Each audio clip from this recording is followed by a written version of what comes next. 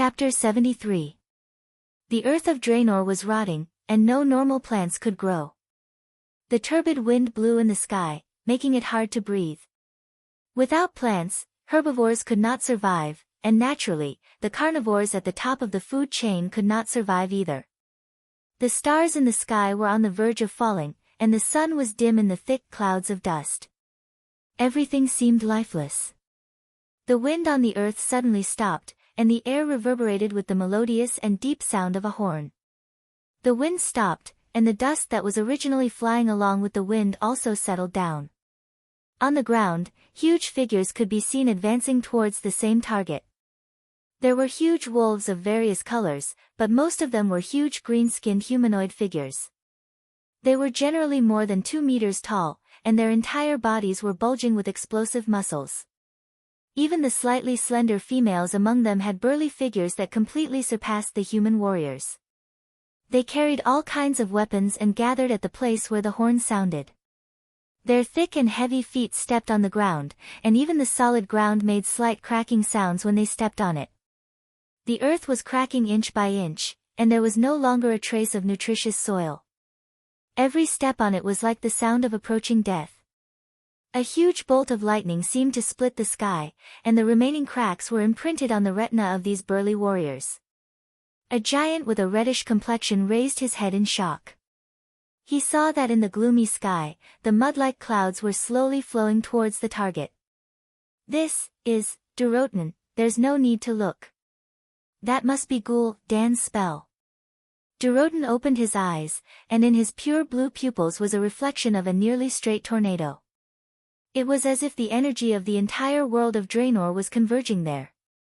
As the chief of the Orc Frostwolf clan, the young Durotan had an incomparably strong body. On that strong body that was like a small mountain, it was covered with the most typical Orc-style accessories. 2 large braids were combed well and hung down in front of his chest.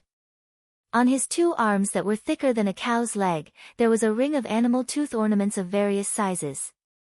Around his waist was a white leather belt that was thick enough to cover his entire belly. Durotan was carrying a huge axe that was as big as half a door of a human house. Beside him was his beloved white wolf, which was as big as a water buffalo and weighed at least 400 kilograms.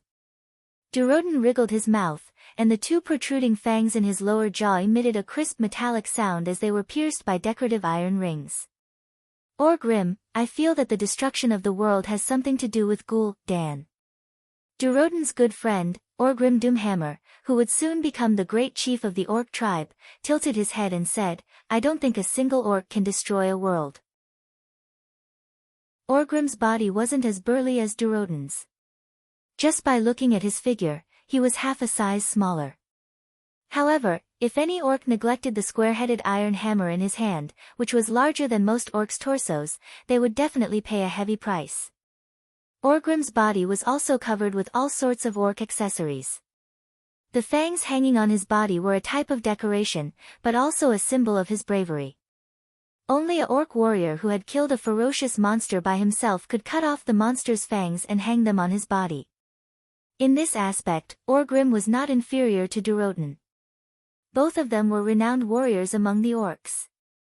As they got closer to their destination, Durotan saw more and more Orcs. These elite warriors from different clans were either beating their own chests or letting out sky-shaking roars, displaying their bravery in all kinds of ways.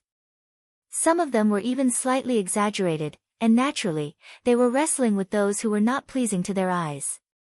The entire gathering place was like a huge arena.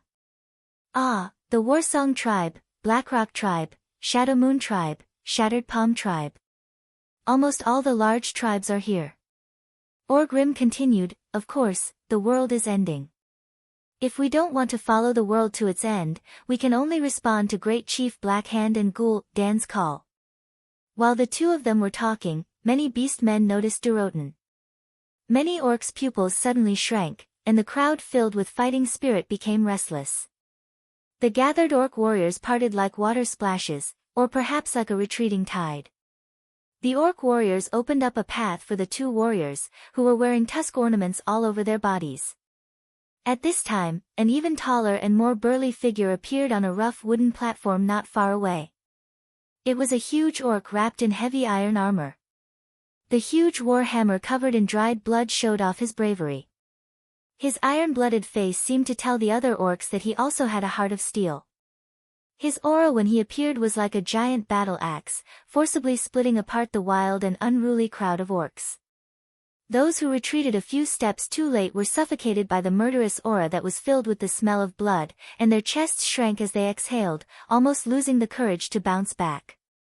"Oh, Frost Wolf tribe, go look for a place in the south." In the tribe, the only one who could suppress the heroic Frost Wolf chief in terms of aura was the great chief Blackhand, nicknamed the Destroyer.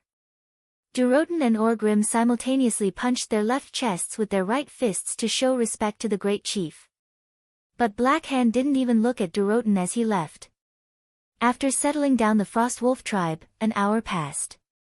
In front of the huge stone gate that was a few hundred meters tall, there was a call to assemble. Woo woo, woo woo woo, the long horn sounded as if it came from a long, long time ago. It was as if it was announcing that the world that the Draenei called Draenor was about to perish. It was also as if it was blowing the horn of a new war. Most of the orcs didn't think that much. They only knew that it was Dan gathering the orcs in the name of Great Chief Blackhand. The green orcs surged towards the wide open space in front of the huge gate. The tall and sturdy figure easily squeezed the empty space until not even a drop of water could trickle through. The weaker orcs couldn't even get close to the gate. Those who lacked strength and stamina would naturally be pushed to the outermost circle. On the stone steps in front of the huge gate that was dozens of meters tall, a hunchbacked orc in a black robe slowly walked into the sight of tens of thousands of orcs, holding a skull staff. There were even a few huge bone spikes sticking out of his back, and there were even a few dried skulls stuck on them. His figure wasn't huge, but no orc would ignore his existence. He was the one who had surpassed his mentor, Zul, and was now the ruler of the orcs, Dan. Chapter 74. His body had become ugly and terrifying from the corrosion of demonic energy. His claws glowed green from using demonic energy all day long. Unlike the great chief Blackhand's typical beastman bravery, his aura was cold and evil, and anyone who got close would feel suffocated. His eyes glowed with an evil red light, and his will controlled the fate of the entire beastman tribe. The staff filled with a terrifying aura stabbed into the solid floor tiles.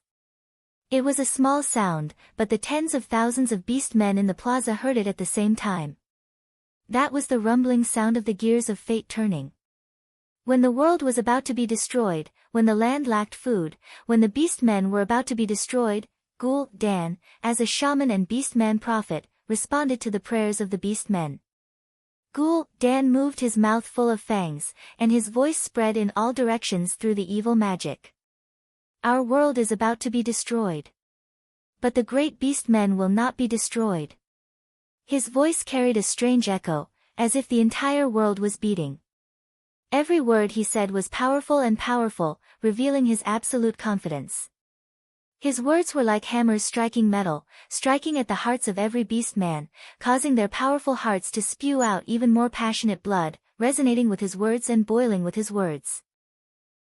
Countless beastmen raised the weapons in their hands, and the ancient boldness caused the beastmen to let out heaven-shaking roars, responding to Dan with a thunderous roar. Dan turned his body and pointed at the door behind him with his empty left hand. This would become a legendary portal door in the future, and it looked like a temple door. It looked solemn and dignified, as well as a hint of mystery. As he pointed with his long and craggy finger, the large and empty stone door suddenly changed. A green energy wave that could be seen with the naked eye rippled out from the stone door. In the green light, the beastmen could vaguely see the scenery of the world on the other side. It was different from this dark red world that was about to be destroyed. There was a clear blue sky, elegant white clouds, and the green trees that the beastmen longed for. The beastmen's breathing instantly became heavy. This door to a new world is about to open. Behind the door, there are only a few weak races, their strength is like our children. Their weak bodies are inferior to our women. Go! Conquer them! Slaughter them! Use our battle axes to be stained with the blood of our enemies. Use our bravery to fight for a new sky for our tribe. Under the influence of the evil demon's blood, most of the orcs had already become extremely warlike and crazy. After defeating the Draenei in battle, the orcs' confidence reached its peak. Oh, oh, oh, the deafening shouts and the shockwaves were enough to overturn the entire sky. Following Ghoul Dan's finger's direction, the tribal warriors who had long been selected raised the weapons in their hands, and with steps that made even the earth tremble, they turned into a green flood, surging towards the enormous door of darkness. Seeing this, Duroden turned to his old friend Orgrim and said, I suddenly remembered our war with the Draenei. So what? The Draenei's Shotrath city is already the Horde's territory. A useless territory. Duroden curled his lips. I hope this is a good place for the orcs to reproduce. Duroden's words were continued by his wife, Draka, who had been standing at the side. I hope we can build a better territory for our children. Duroden frowned slightly. Draka, you still insist on joining the first wave of attack? Only the bravest orcs can join the first wave of attack. Are you doubting my bravery? Draka was a little annoyed as she waved her dagger a few times. All right. At least, let me go first. Following the flood of orcs, Duroden took the lead and charged through the huge green door without hesitation. At the same time, Stormwind City. Duque, who was in the sealed room, suddenly opened his eyes. His eyes shot out a sharp light. His hands were trembling from excitement and unease, and his heart was beating violently from excitement and fear. His emotions were so complicated that he could not even describe his feelings with a single taste. As a former university student, he had never tasted the taste of war after a long period of peace.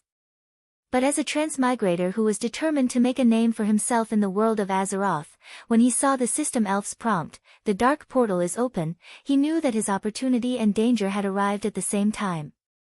Windsor. Makarov. For the first time in 3 months, Duque's voice could be heard from outside the door. The two of them, who had been eating and drinking in the outer hall for the past few days, were instantly energized. After knocking on the door and entering the room, they saw Duque with messy hair and a long beard. His appearance was dispirited, but his eyes were unusually bright. Ever since he became Duque's follower, Windsor had more than once wondered if Duque was a terrifying ambitious person. He looked left and right, and felt that it was a pair of eyes that thirsted to prove themselves and achieve something. Windsor could not help but feel a chill in his heart. Duque's clear and firm voice rang in their ears. The calamity that I have been worried about is here. Their hearts skipped a beat. Duque raised his head. This is not the end of the world, nor is it the end of mankind. There is still a lot to be done. I will prove to you, to all of Stormwind, and even to all mankind that my preparations over the past year have not been in vain. As Duque's left and right arms, Duque had not hidden what he had done in the past period of time from them.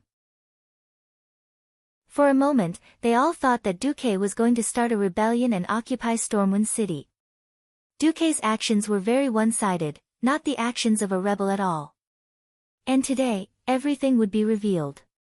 In Stormwind City, Lothar was still supervising the training of the soldiers in the barracks. Lothar was quite satisfied with the progress of the soldiers. With the help of the male Naga, the recruits grew at a high speed. At first, they couldn't even hold their swords steadily, but now they could attack and defend. In these 3 months, many small tactics had been developed. For example, they would let 2 soldiers hold shields in front, while the spearmen would launch sneak attacks from behind. Today seemed to be no different from any other day in the past. However, in the middle of the night, Lothar's office was knocked on by his valet. "Commander, you'd better look at this." The valet was holding a communication bucket sealed with wax. Looking at the lion mark on it, Anduin's pupils suddenly constricted. Chapter 75. 10 minutes later, in the palace. King Lang, who had already gone to bed, was having a sweet dream when he was woken up by a hurried knock on the door. "Your Majesty, it's an emergency." Even though Lang was half awake, he could recognize that it was his good friend of decades, Anduin Lothar's voice. What the hell? Anduin, what time is it now? I hope your emergency is as serious as you say. The queen, who was also woken up from her sleep, did not say a word, and quickly dressed her husband. A few minutes later, when the guards opened the door of the bedroom for Lang, Lang saw a nervous, fully armed Anduin. Your Majesty, traces of a foreign invasion have been found in the southeast of the kingdom. But before confirming my news, I strongly suggest that you take a look at the hourglass that Medivh gave you that day. Although it was early spring, the air was still cold. Lang only took a breath of the night air, and he felt that his lungs were about to freeze. Thump thump thump. Hurried footsteps sounded in the storm fortress. Under the escort of 2 teams of royal guards, Lang and Anduin came to a storage room that was strictly guarded by 4 guards. Open it. Lang's voice was trembling. The guards opened it, and quickly opened the empty storage room, and lit up the oil lamps around it. Under the illumination of dozens of torches and oil lamps, Lang and Anduin's gaze suddenly froze. All the sand in the black hourglass had fallen down. When did this happen? Lang was asking, but his voice had unknowingly become stern. Didn't I order for it to be checked every day? The head of the guards in charge was sweating profusely. Yes, it was checked. I personally confirmed that there was still a finger-sized amount of sand in the morning. Your Majesty, your order was to check every day, and inform you immediately when the sand in the hourglass is emptied. King Lang's face was ashen, and he only said a few words, summon the cabinet immediately. Half an hour later, the storm fortress was brightly lit. On a huge map, Anduin pointed to the southeast of Stormwind. The first to discover that something was wrong was the outpost at the south of the Red Ridge Mountains. The outpost lost contact with the outpost after 3 red signal flares, signifying the invasion of a large number of monsters. 2 months ago, the Griffin reconnaissance team that I had stationed at Lakeside Town in Red Ridge Mountain immediately took off and saw a large number of green-skinned giant humanoid monsters surging out of the Swamp of Sorrows. Gigantic? How big is it? King Lang frowned. According to the magic message, they are about 7 feet tall, and they are generally more muscular than our people. Moreover, they have all kinds of armors and heavy weapons such as axes and hammers. Duke Bolvar asked, "Are you sure it's not a troll?" Anduin shook his head. No, in order to confirm, 2 of the Griffin Knights even swooped down to observe at close range. One of the Griffin Knights was even killed by long-range weapons. The corner of King Lang's eye twitched. The griffin, a giant bird of prey with the limbs of a lion and the head and wings of an eagle, was not easy to raise. Despite the griffin's large size, it could easily overturn a large group of human soldiers in battle. If a griffin were to eat to its heart's content, it could eat a cow every day. It would be a lie to say that Lang did not feel the pinch after losing a griffin just for reconnaissance. At this time, a messenger came in. Your Majesty, Commander, sirs, there's new news. Seeing the latest news, the whole room was dead silent.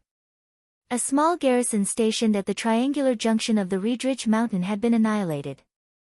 The garrison stationed at the Stormwind Mountain had fewer people, about 500 or so. Even so, the report said that there were no survivors. This was not a surprise attack when they were unprepared. This was a complete annihilation after they had received the warning from the outpost ahead and were prepared for battle. The weight behind this was definitely heavy. The faces of Lang and Anduin had slight spasms of pain, because this meant that their good friend of many years, Medivh, had really betrayed them. At least he had given up his duty as a guardian. Lang twisted his neck that was like a rusty machine and looked at Anduin. Have you informed the Tirisful Council? Yes, but there was no response, an old court mage answered. Lang suddenly had an ominous premonition. However, the imminent large-scale invasion made Lang have no time to care about other things. Among the 7 human kingdoms, Stormwind was considered a strong country, but no matter what, Stormwind could not afford to raise a standing army of more than 100,000 people.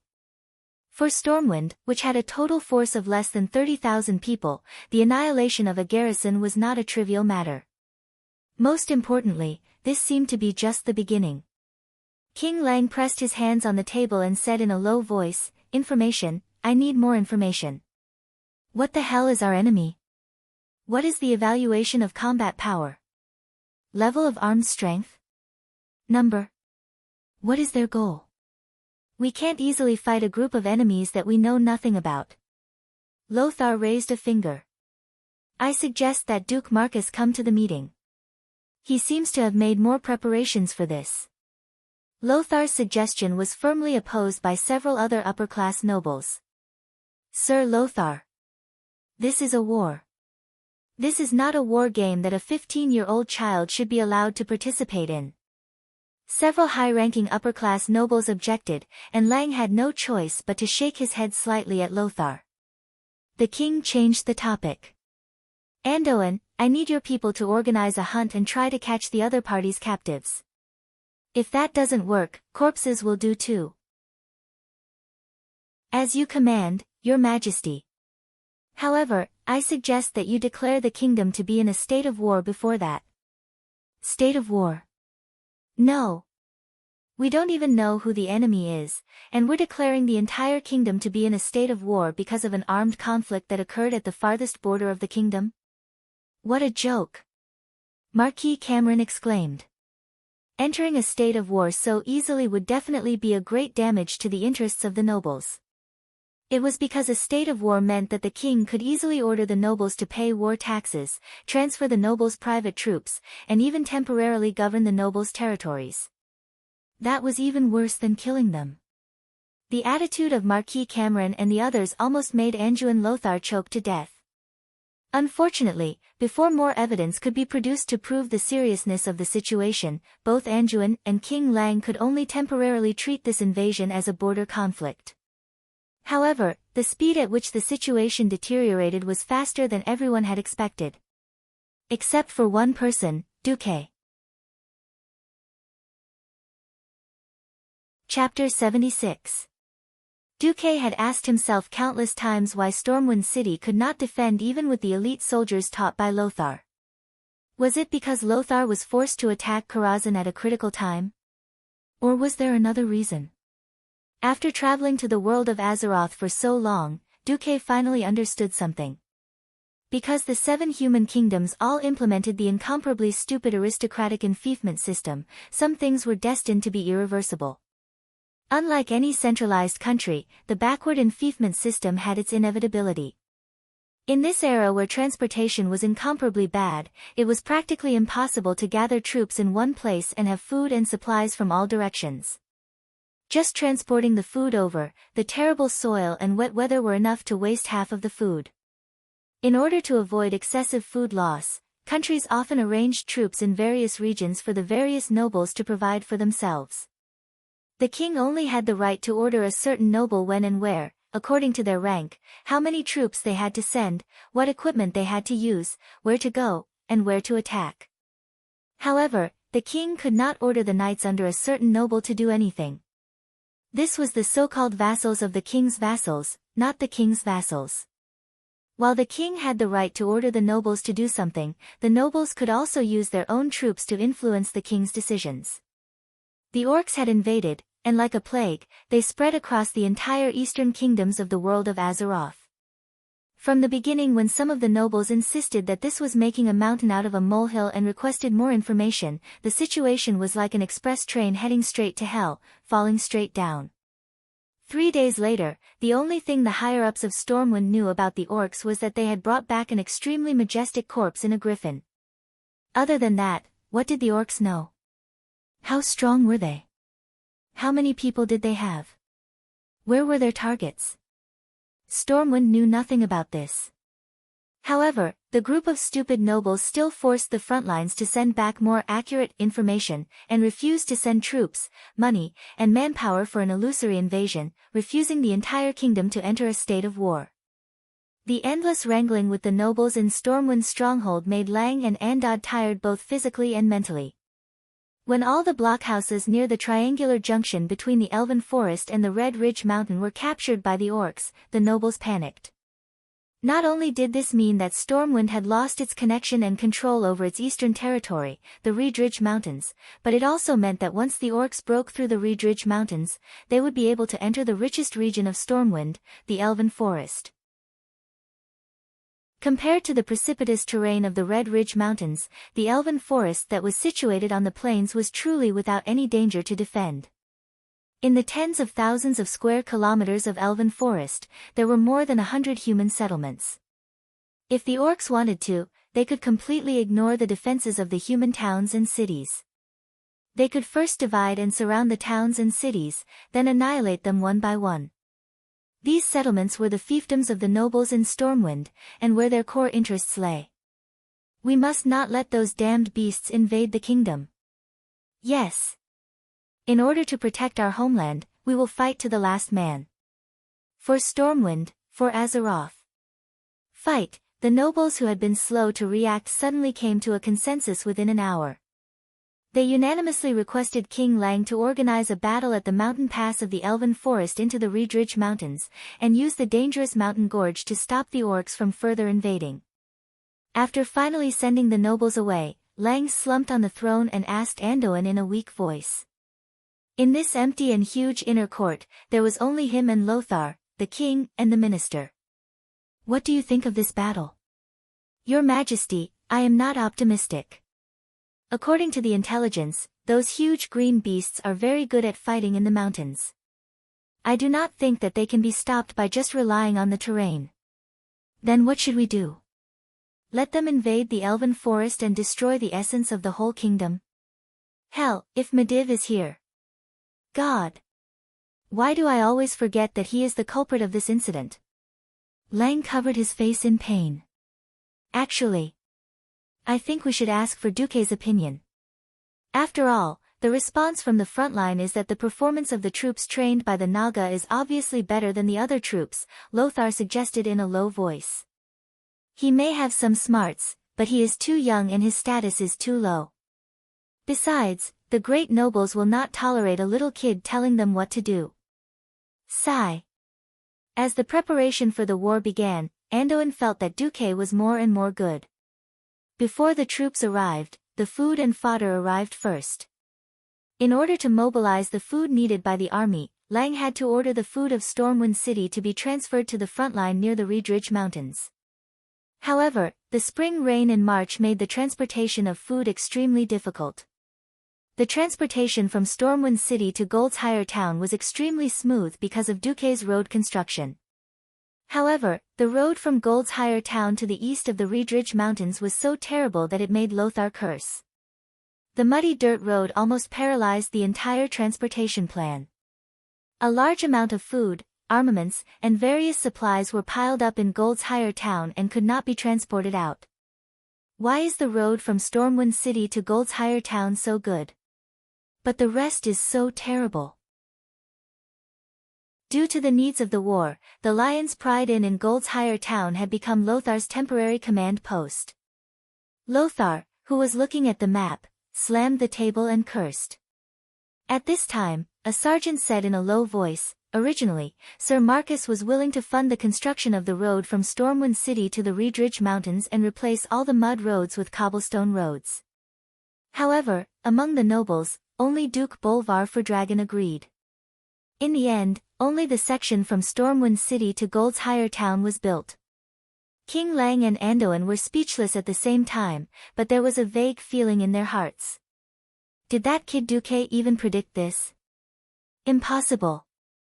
On the 1st of April, which was later known as the first year of the Dark Portal. Despite the harsh conditions, Stormwind gathered 10,000 soldiers and nearly 6,000 private soldiers of the nobles to form a coalition army and set them up at the entrance of the Red Ridge Mountains.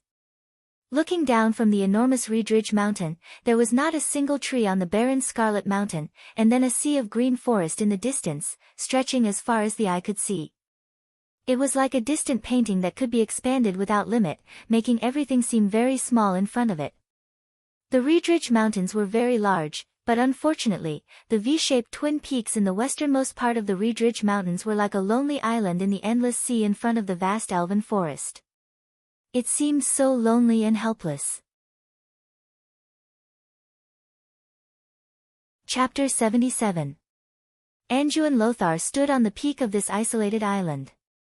Looking at the newly built bunkers on both sides of the mountain path, Anduin was uncertain. He did not know how useful this temporarily built line of defense would be. "We've prepared a month's worth of rations, more than 150,000 arrows, and 1,000 spare sets of armor," the logistics officer reported to Anduin. But Anduin was restless because of this. There was nothing he could do about the lack of logistics. He could only hope that the weather would improve. "If we can drag it out until midsummer, the road should be much easier." However, the scene on the 3rd of April left the entire upper echelons of Stormwind speechless. The nobles had also sent many people to participate in this battle. Some were brave men like Bolvar Fordragon, some were sent to the front lines by their families, and some were seeking political capital. In any case, on the two nameless peaks of the Riedridge Mountains, there were 2 dukes, 4 marquises, and 11 earls of Stormwind. The number of lower and middle nobles was uncountable.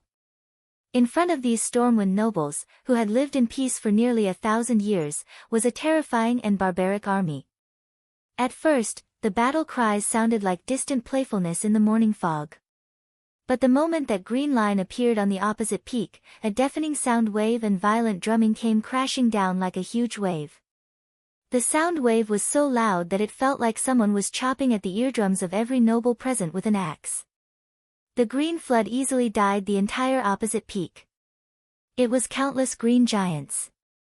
They were burly and waved a mess of primitive weapons, but their terrifying numbers easily exceeded the limits of the nobles' psychological endurance. Were there 10,000 people here? Or was it 100,000? The green tide dyed several peaks on the opposite side, and the unfolding battle line easily exceeded the entire vision of the nobles. Not to mention 3 or 4 peaks, it felt like even if the battle line was stretched 10 times longer, it would not be able to accommodate the simultaneous attack of so many orcs. They pushed and collided with each other, and even punched their compatriots who tried to stop them. But their numbers were so great that it was enough to make anyone with trypophobia go crazy. The green torrent was so crazy that it seemed like it would swallow everything in its path with its raging momentum. Lothar gritted his teeth, as if he wanted to record every orc flag with his eyes. Unfortunately, he could only copy the 3rd flag that looked like scribbles and could only give up. There were too many flags, and it was too messy. Even if the orcs were holding the same clan's flag, due to the poor craftsmanship, it looked like there were several clans' flags. Only the smart orcs could clearly tell which clan was which. There was a huge canyon between the V-shaped twin peaks and the opposite mountain. After repeated calculations, Lothar found that it was just within the range of human bows and arrows. Lothar was confident that he could turn that place into a death trap for his enemies. Now, Lothar's expression changed. The soldiers in the bunkers on the hillside had indeed shot out a large number of arrows, and the overwhelming arrows had indeed hit the orc vanguard. But the number of orcs that fell could be counted on one hand. Did the arrow miss? No. He hit the target. The bullet had hit the target without a doubt. But what did Lothar and the nobles see through the telescope? A bunch of crazy orcs. They saw with their own eyes that an orc had at least 20 arrows in his chest, shoulder, and face. However, the green-skinned orc swung his arm in front of him as if he was shooing away a fly, forcibly sweeping away all the arrows or pulling them out and throwing them on the ground.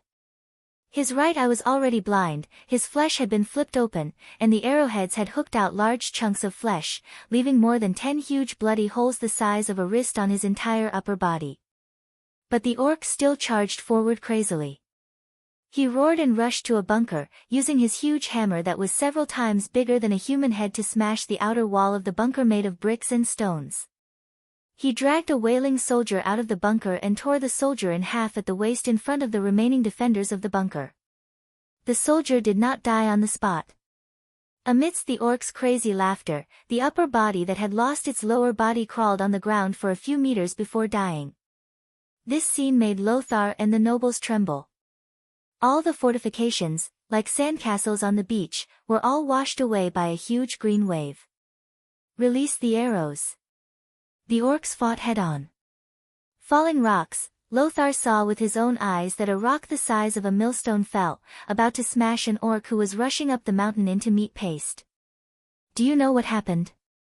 The orc used his arm that was thicker than a cow's leg to swing his fist and smash the big rock. The storm warrior who threw the stone was stunned. In that split second, the beast man had already crawled in front of the storm warrior. A huge and thick arm stretched out and grabbed the storm warrior's hair and head. The storm warrior's entire body was pulled out of the wall and thrown down the mountain. The orc who was laughing halfway up the mountain chopped the soldier in half with his axe the moment he passed by. This caused the orc to laugh even louder. The orcs were a bunch of bloodthirsty and warlike lunatics. Anduin Lothar's face turned green. He knew that anyone could see that the Stormwind army had to retreat. The battle was irreversible. Order the entire army to retreat. The order to retreat was not wrong. Any rational commander would know that there was no way they could fight in this situation. But how they would retreat was also a problem. If everyone scattered, the retreat would turn into a rout. Under the relentless pursuit of the energetic orc army, it would easily turn into a rout. In the end, there would only be less than 10% of the soldiers who would be able to return to Stormwind City. All the nobles fixed their burning gazes on Lothar's handsome but pained face. Lothar gritted his teeth and said, "The Griffin Legion will cover our retreat." On a blue flag with golden edges, a golden griffin held a sword in each of its hind claws. This was the Griffin Legion. Stormwind's first legion in the eastern part of the Elven Forest. Its history could be traced back to the descendants of Thoradin the Great. Stormwind's founding emperor had led his people south to the rich Elven Forest. It had participated in the First Stormwind War. At that time, the Elven Forest had not been as peaceful as it was today. At that time, there had been many trolls in the forest. It was the Griffin Legion's bravery that had driven the trolls south, past the Twilight Forest, and into the miasma-filled Stranglethorn Vale. This was a legion that had inherited the iron will of the founding emperor. But today, at this time and place, Lothar was going to bury them in this hopeless battle to cover their retreat. It wasn't because he wanted to preserve the damned private soldiers of the nobles, but because of the entire army. Only the Griffin Legion could complete the task of covering their retreat. Any general who knew how to use troops knew that no matter how badly an army was beaten, as long as a tenth of the old soldiers were left, the spirit of the army would be passed down, and their reputation would continue. But after seeing this scene, Lothar knew that the Griffin Legion would disappear forever. Its reputation and the history it was so proud of would all disappear in this dull red valley. Under the siege of tens of thousands of orcs, the human infantry, who were weaker in terms of stamina, speed, and agility, could not escape the pursuit of the orcs. Chapter 78. Above the mountain peak that represented the horizon in the distance was a dark gray sky. Under the thick dark clouds that almost covered the entire mountain peak, countless green orcs were crossing the mountain peak and killing their way out. The entire canyon was filled with the scattered limbs of the human soldiers, as well as weapons and armor that glowed with a matte luster. From the initial defensive battle, it had already turned into a scene of an apocalyptic massacre. Apart from the heavy-duty crossbows and a small team of mages that could cause relatively effective damage to the orcs, the human camp could not do anything to the orcs at all. The orcs smashed the pillboxes one by one like whack-a-mole, pulled out the human soldiers inside, and killed them one by one. The entire canyon echoed with the orcs' rude and arrogant laughter. Anduin Lothar, who was in the command post at the top of the mountain, turned pale. He turned to the commander of the Griffin Legion, and said in a deep voice, "General Tom Seamus, bring your men and follow me. Stormwind needs a legion to cover the rear." After saying that, Lothar's tall body seemed even taller. Every noble present lowered their heads in shame. They were the ones who forced King Lang to fight a messy battle without knowing who the enemy was. They were the ones who let Anduin and the entire Griffin Legion die in order to protect their own territory. The command post was clearly bustling with people, but all the nobles suddenly felt a sense of desolation. They felt like they had given up on a comrade. General Tom Seamus was a middle-aged man in his 30s with blonde hair and a square face. He was a typical soldier who did not seem like a noble at all. His coarse eyebrows rose along with the bulging muscles on his cheeks. General Seamus stood at attention and smiled as he gently put on his helmet. Before putting on his helmet, he did not forget to tidy up the red tassel on his helmet, which was different from that of ordinary soldiers.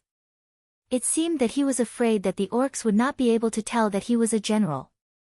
"If I were to go with Sir Lothar, I'm sure I wouldn't be lonely," he said calmly, but there was a sense of firmness in his voice that was almost beyond the scope of his voice. Willing to be a hero for a second. Or a coward for life. Only when a man truly understood these words would he understand where the heaviness of the sword in his hand came from. Lothar turned to Bolvar for Dragon and nodded.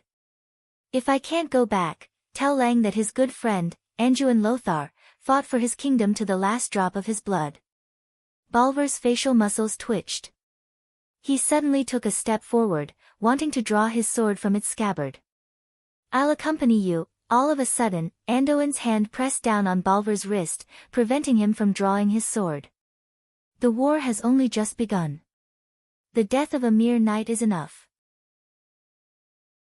I'll leave the retreat to you, Duke for Dragon." Anduin's voice was so loud that no one could tell that he was ready to die. Bolvar's mouth squirmed for a long time, but he could not utter a single word. In the end, he resolutely turned his head away, and his face was filled with unconcealable pain. "Listen up, I, Bolvar for Dragon, will be in charge of the retreat.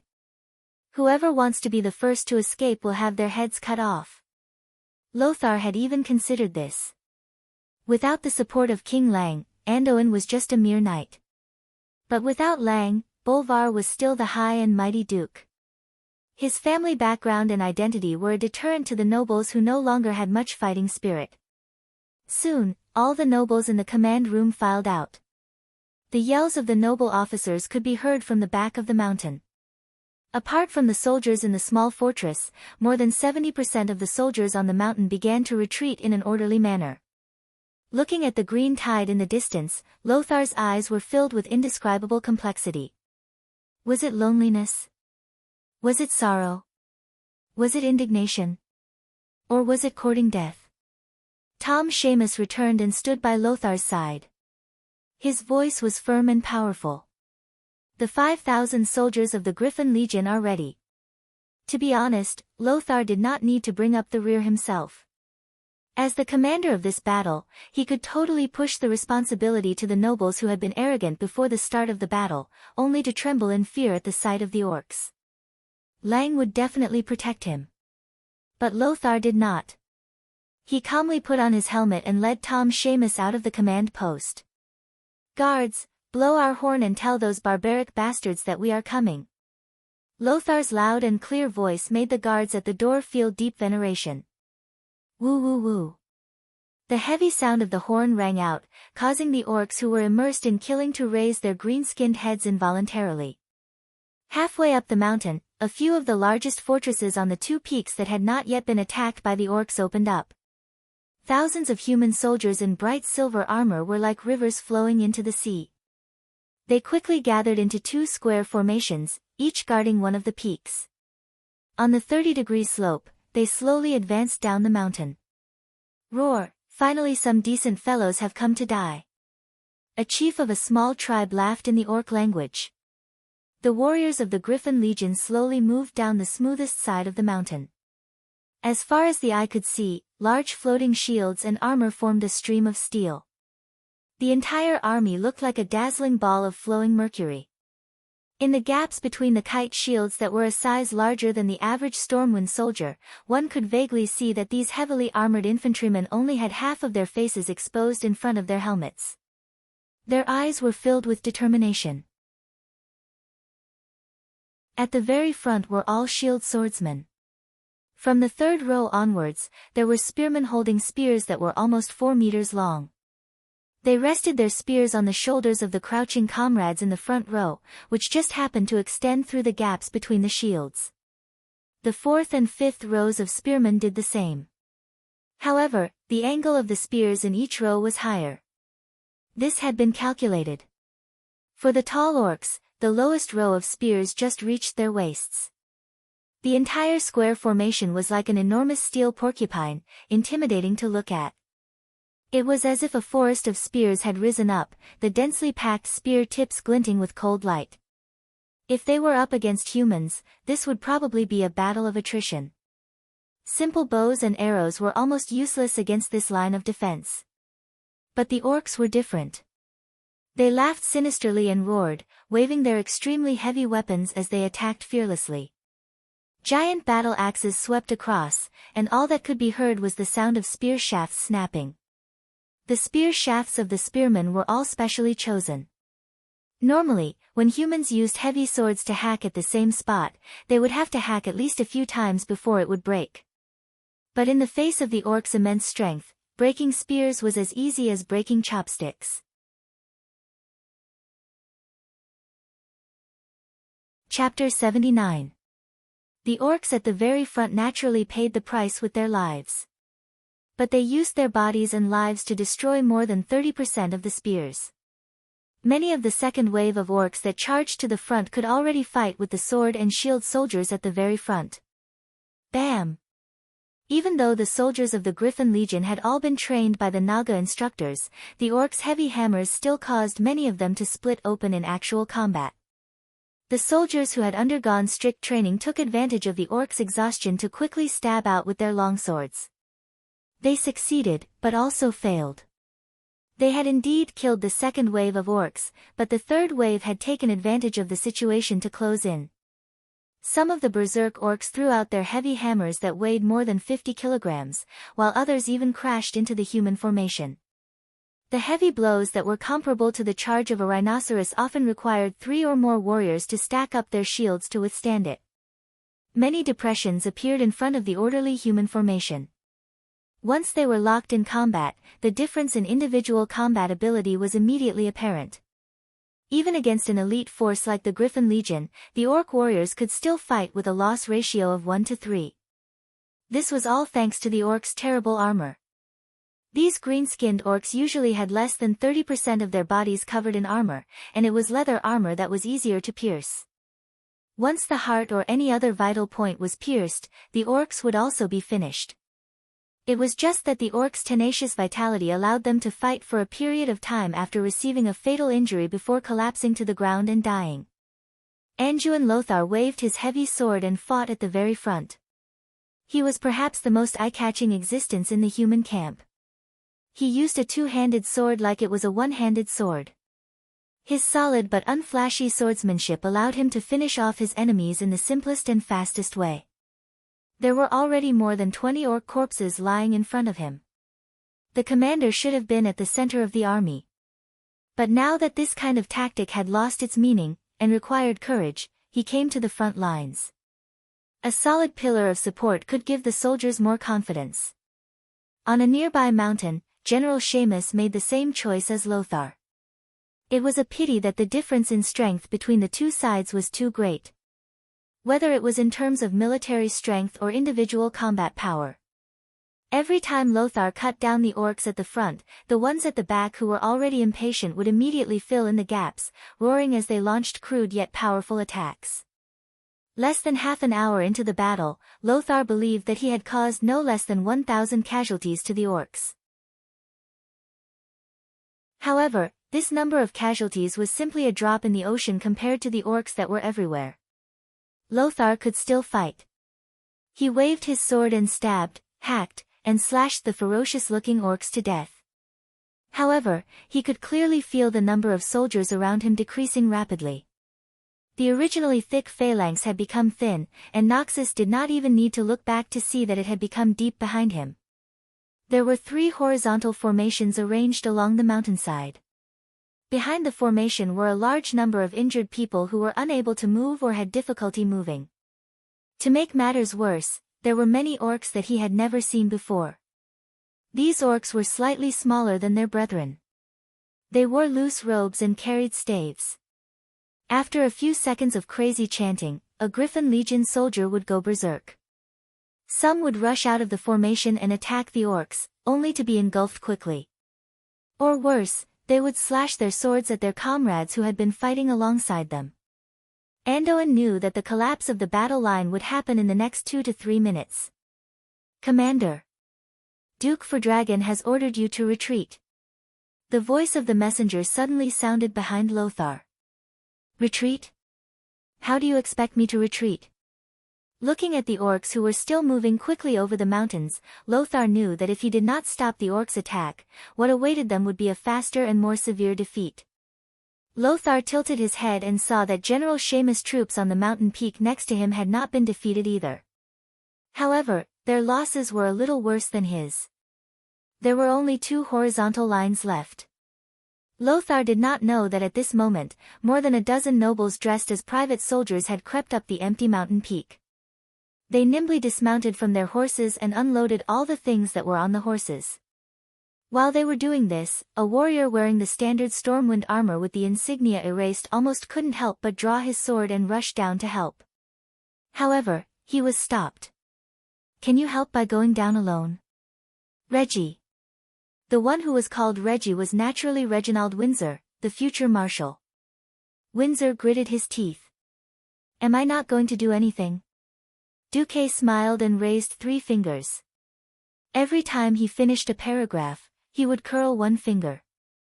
"First of all, don't forget that you're already my follower. Second, that's why I'm here. Third, I don't know how to split myself.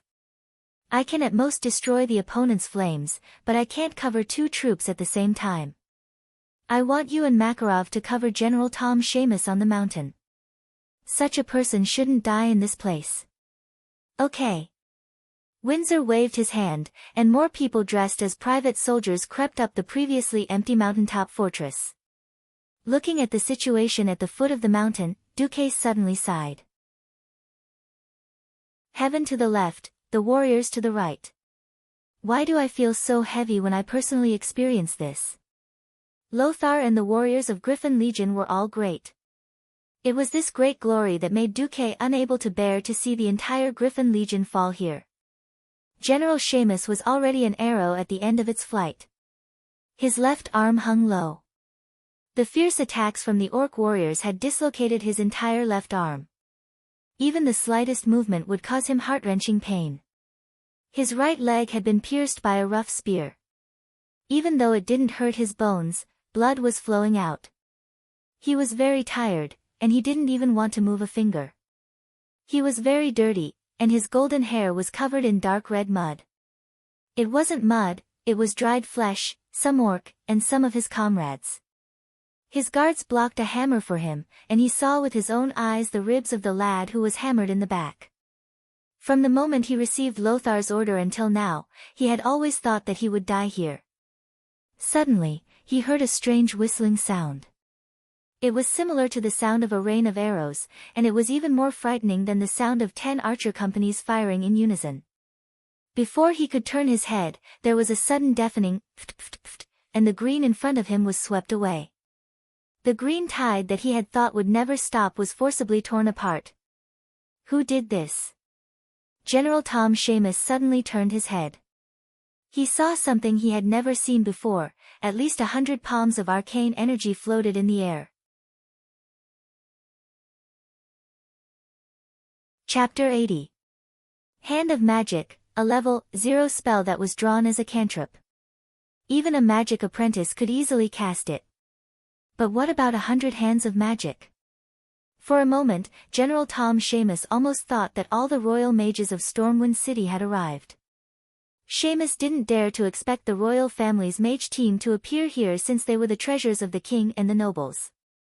There was a saying in the upper echelons of the military that unless the enemy attacked Stormwind City, they wouldn't be able to see all the royal mages. Mages were mysterious, powerful, and noble. Their food and accommodation had to be the best. Even if the whole army was eating grass, the pharaoh had to eat white bread. and they couldn't tolerate any noise when they were resting. The scarcity of mages led to mages rarely going to the battlefield. The team of mages on the battlefield today was put together by Duke Bolvar for Dragon and several nobles. When they decided to retreat, they retreated as soon as possible. Why were there mages on the battlefield? And they looked like they were on the same side. Wiping his blood-stained eyes, Seamus suddenly found that the things stuck in the orcs were very strange. They were all forged diamond-shaped awls. They were obviously larger than the arrowheads of bows, but they weren't as big as daggers. However, it was these awls that made hundreds of orcs cover their eyes and roll on the ground in pain. And twice that number of orcs were sent flying down the hill, seemingly dead. Was this also magic? The next moment, a striking black shadow floated down from the top of the hill. He was wearing a weird black robe, and his entire face was hidden in the hood, making it impossible to see his face. The hands of magic around him, which were made of arcane energy, launched arcane missiles ferociously as he descended. No, it couldn't be called arcane missiles anymore. It was a barrage. Denser than a rainstorm and more violent than a rain of arrows, those were arcane missiles that only official mages could launch. As an experienced general, Seamus could tell at a glance that it was definitely not something that a novice earth mage of the royal mages could release. Every purple-blue arcane missile was not only fast, but also powerful. Even an orc's skull would be blown off by a single arcane missile that hit the face of a beast man, whose swords might get stuck if they tried to slash at it. More terrifyingly, those arcane missiles were launched from the descending hand of magic. Shooting while moving. But he did not panic at all. What kind of spell control was this? And it wasn't one hand of magic, but more than 100? Even Zimos's eyes were worth it. For a moment, he almost thought that the damn, mysterious guardian Medivh had returned to His Majesty Lang's side to fight for the entire Azeroth. He was absolutely sure that it was not Medivh. Medivh never hid his head but showed his tail, and Medivh rarely used such low-level spells. Even though Medivh rarely cast spells, Lin Li's impression of him was that Medivh also liked to bombard things. Then, who was he? General Seamus's curiosity almost burst his chest. At this moment, an old voice came from the black-robed mage's hood. General Seamus, take your men and retreat. Leave this to me. On the battlefield, soldiers only accepted military orders. General Seamus almost instinctively wanted to reject him, but he shuddered. He saw his subordinates. Although their faces were still filled with determination, their eyes were filled with exhaustion and sorrow that could not be concealed. Most of their comrades were already in eternal rest here. If necessary, they were absolutely willing to accompany their fallen comrades in eternal rest. But was there a need for that? General Seamus knew very well that these were the last seeds of the Griffin Legion. If they were all killed, the Griffin Legion would forever disappear from the battlefield in Stormwind. Gritting his teeth, General Seamus roared, "Sir Mage, thank you for your help, but the last order the Griffin Legion received was to defend this place to the death." Under the black robe, Duque was stunned.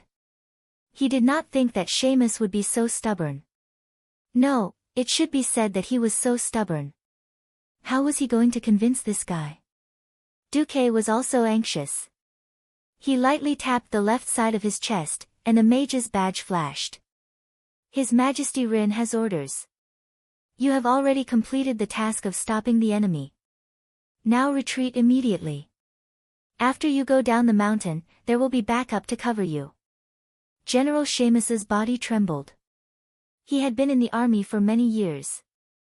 How could he not tell that the black-robed man in front of him was actually faking an imperial edict? Stormwind had a strict military system. The secrets within were definitely not known to outsiders. He almost wanted to curse the black-robed old man. But the badge of the members of the royal family mage squad was definitely real. Most importantly, he saw the will to live suddenly emerging on the faces of the young men around him. How could he bear to let so many good lads die in a hopeless battle? What's the backup? Tell me. Otherwise, I can't take the risk of 10,000 troops and 20,000 civilians being chased and accept such an order from His Majesty. Duque was anxious too. In the end, he told Seamus one of the backup plans through Mage's messenger. As soon as Seamus heard it, he immediately perked up. Warriors of Stormwind, listen up. The main force has successfully retreated. We are now retreating in an orderly manner. Seamus's loud shout undoubtedly gave the soldiers of the Griffin Legion a shot of adrenaline. Under the suppression of Duque's storm-like magic missiles, the Griffin Legion on this side of the mountain began to retreat in an orderly manner. On another mountain, Anduin, who was in the midst of a bloody battle, immediately realized that something was wrong. Damn it! How could Seamus retreat at this time? At this moment, Lothar even wanted to kill Seamus. The two mountains acted as a barrier for each other. However, once one of the mountains was lost, it would be easy for the other mountain to fall into the enemy's counterattack. Lothar had witnessed the ability of the orcs to climb mountains like they were on flat ground. In the blink of an eye, the beastmen, who had been out of the archer's shooting range, had gone from shooting arrows to shooting straight arrows. In the blink of an eye, they didn't even need to use their spears anymore. They were already using their swords to fight in close combat. However, Anduin immediately discovered that the orcs on the opposite side of the mountain did not chase after them. Instead, they showed signs of dispersing. It was because the orcs' green skin was very eye-catching under the sun. Before Lothar could react, he suddenly discovered that there was something wrong with the orcs in front of him. A large area of ice appeared under the feet of the orcs, and the line of battle between the orcs and the human soldiers was the boundary of the ice. The extreme slipperiness of their feet greatly weakened the orcs' ability to climb mountains. Is there a powerful mage?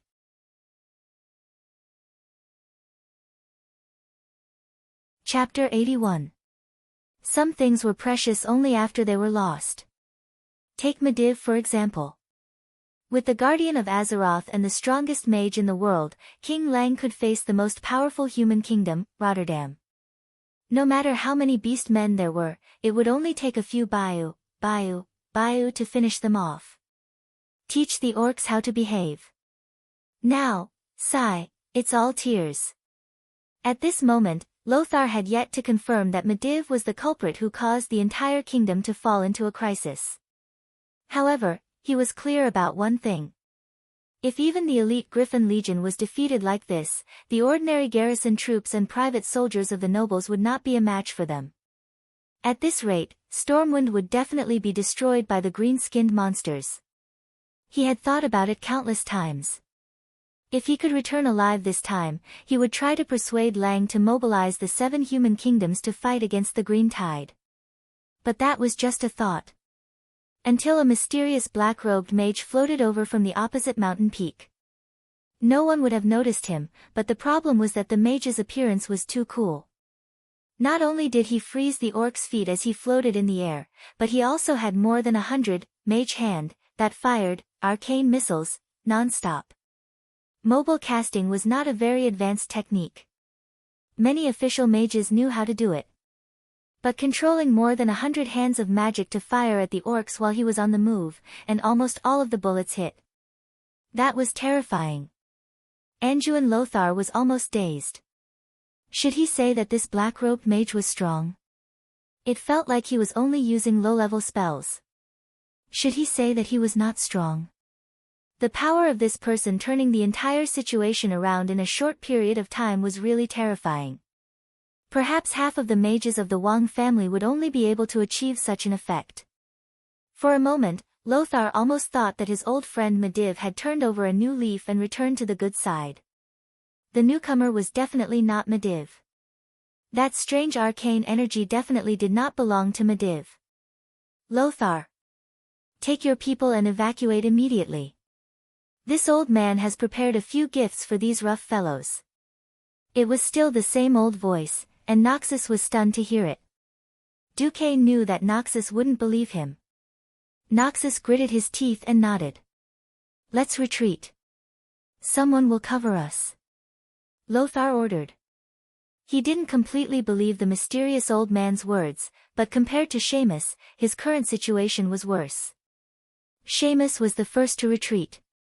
If he didn't retreat, when the orcs surrounded him, his troops would be annihilated even faster. Just as the remnants of the Griffin Legion retreated up the mountain, Noxus finally received the cover that the mysterious elder had mentioned. They were hundreds of strange arrows. Lothar's sharp eyesight clearly saw that these arrows were longer and more peculiar than the arrows of the Stormwind archers. At first, he thought that these were the arrows that the Elven Rangers loved, but upon closer inspection, he was shocked to find that these arrows were not fired from bowstrings at all. Similarly, they were not ballistae. Noxus couldn't possibly understand that this was a piece of technology that Duque had brought that could be replicated in this era. As a player who had also played Total War, Rome 2, Duke accidentally found a piece of information. He had forgotten about this piece of information, but the system genie managed to find it. That was the Roman heavy javelin. The spearhead of the heavy javelin had been specially made. First, one of the rivets on the spearhead had been replaced with wood, so that the javelin would break upon impact, making it impossible for the enemy to pull it out and throw it back. Then, the great Emperor Caesar had also made improvements to this kind of javelin. He added a hard iron spearhead to the soft metal shaft, so that the javelin's penetrative power was greater. However, the spearhead was not fully quenched, so it would bend after impact and be difficult to pull out. Later, there were light javelins with lead lumps added to the wooden and iron joint. These javelins had a longer flight range. So what Noxus saw was the final version of the heavy javelin after 3 generations of improvements. On the hilltop, hundreds of young fishermen were throwing javelins after javelin with all their might. After several months of training, they were already very familiar with throwing this strange javelin. However, they had no idea that from the beginning, Duque had not trained them to hunt whales, but to make them javelin throwers.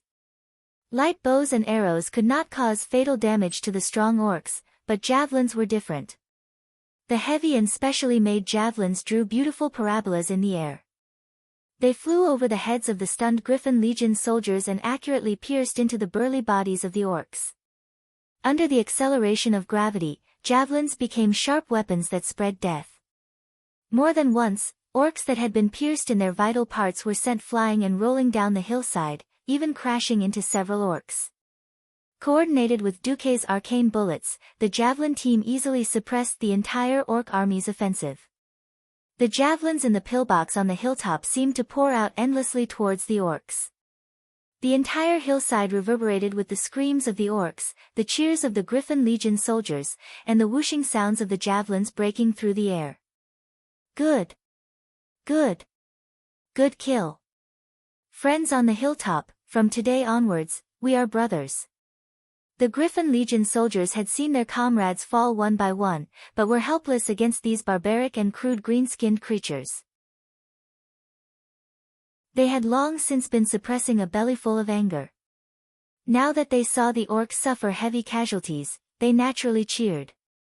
Only Noxus was clear-headed. He knew that this kind of attack could not last for long. Warriors, bring the weapons of your comrades. The future recruits of the Griffin Legion will need the inheritance of the heroic spirits of these brave warriors. Noxus had already realized that the weapons produced by Stormwind City's craftsmen would not be able to meet the needs of such an all-out war. The road to the hilltop was not easy, but it was nothing for the Griffin Legion soldiers who had not yet exhausted themselves. On the hilltop fortress, Noxus took off his sweaty helmet. He was shocked to find that the people who had protected them with their lives were actually a group of tanned fishermen. They were bare-chested and continued to throw bundles of javelins to the orcs as death gifts. The orcs closest to them were also suppressed 100 meters away. Noxus immediately thought of something and walked in front of Duque. Esteemed Sir Mage.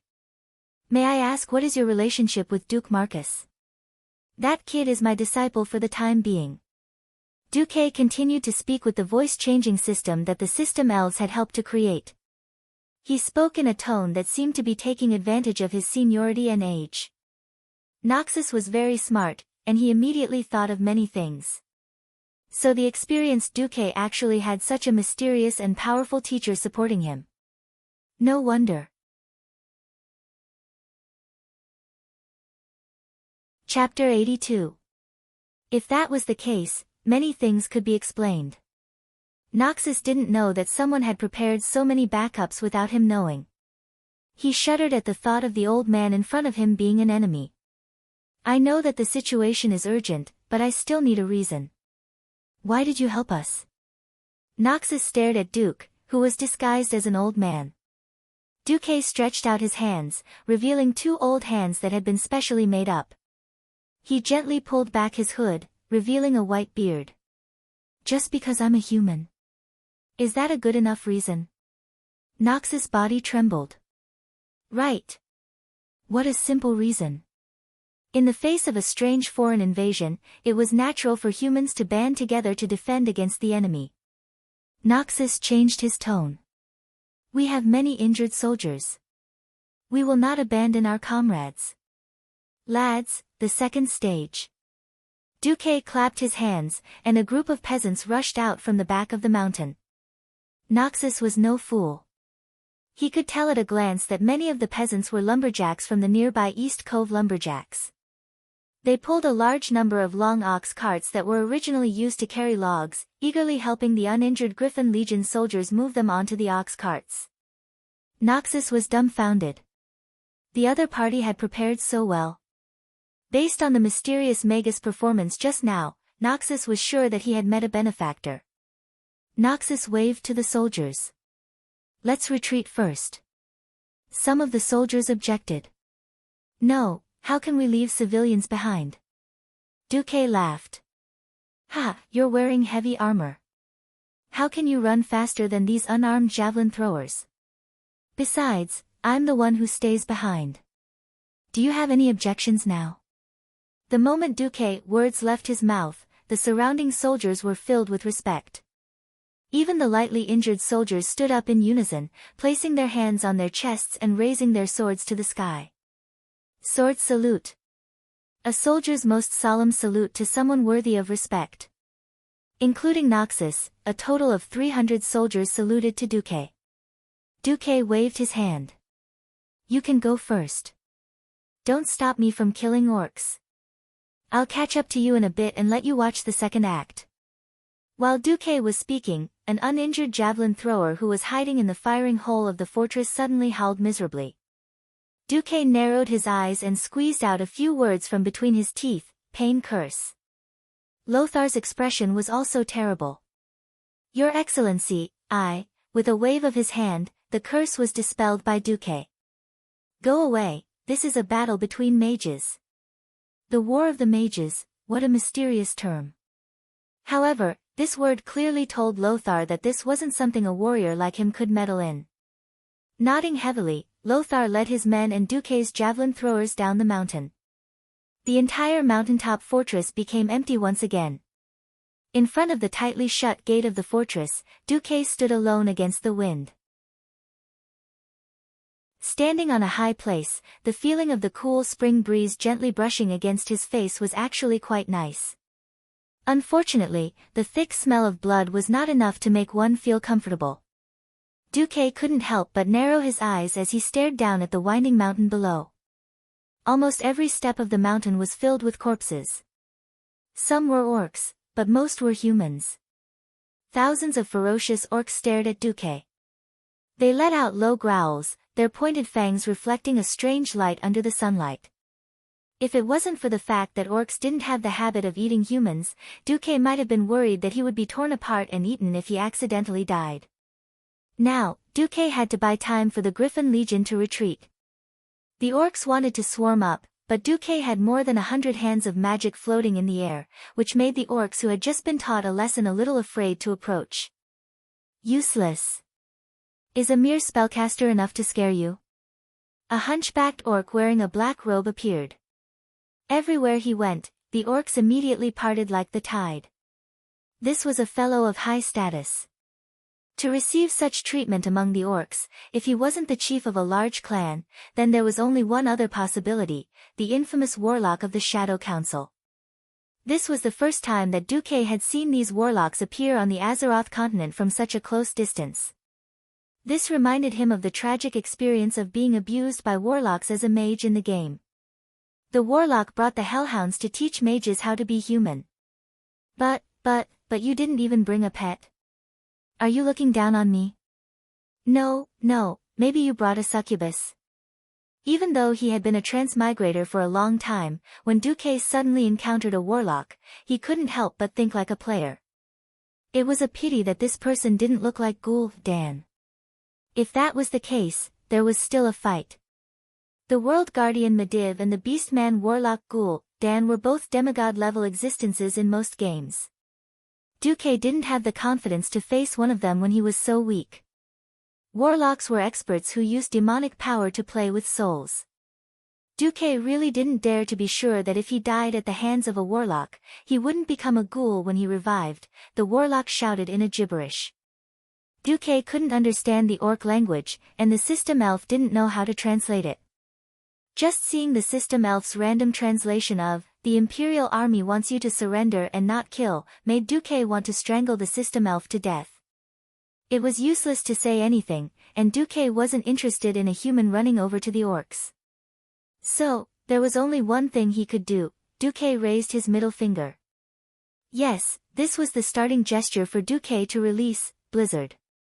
If this was a game, a mage would be an idiot to release Blizzard on a warlock. But reality was obviously different. Within the range of Blizzard, the icicles fell rapidly, very well interfering with the warlock's vision. The warlock retaliated with a shadow arrow, but with the system elf's ballistic judgment assistance, Duque only moved sideways a step to the right, allowing the shadow arrow to hit the huge fortress gate. Without hesitation, 108 hands of magic suddenly grabbed weapons from all over the fortress. Sorry, I'm not some ordinary mage. If you don't have any other tricks up your sleeve, then die. 108 javelins were thrown brazenly, from the sky to the ground, almost blocking all the orc warlocks' escape routes. Almost at the same time, Duque was hit. Countless frightening illusions suddenly appeared in his mind. They were fragments of fear hidden in his heart, fragments that he had completely forgotten. Duque suddenly saw, in the dead of night, a huge venomous snake flew up, opened its mouth full of fangs, and bit his face. That fear, that pain was so real that Duque almost instantly let out a scream.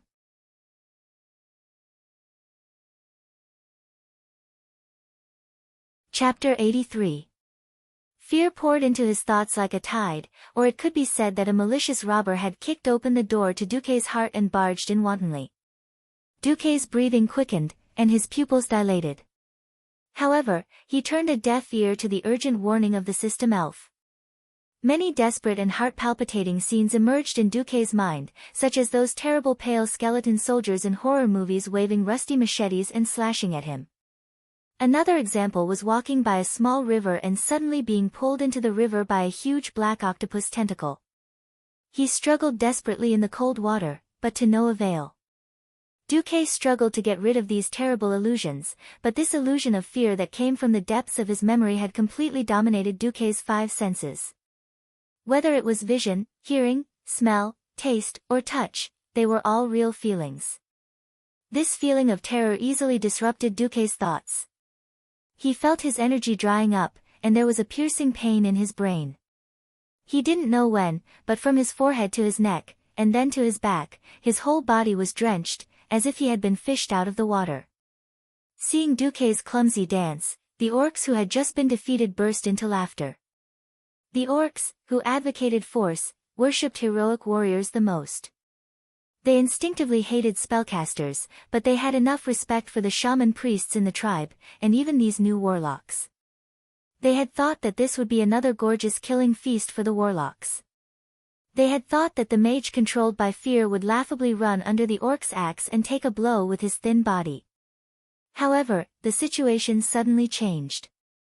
Those hands of magic that should have disappeared were still attacking fiercely, throwing a large number of javelins. Unfortunately, the seemingly invincible javelin tactic failed. This orc warlock actually took out an axe and blocked all the threatening javelins with clanging sounds.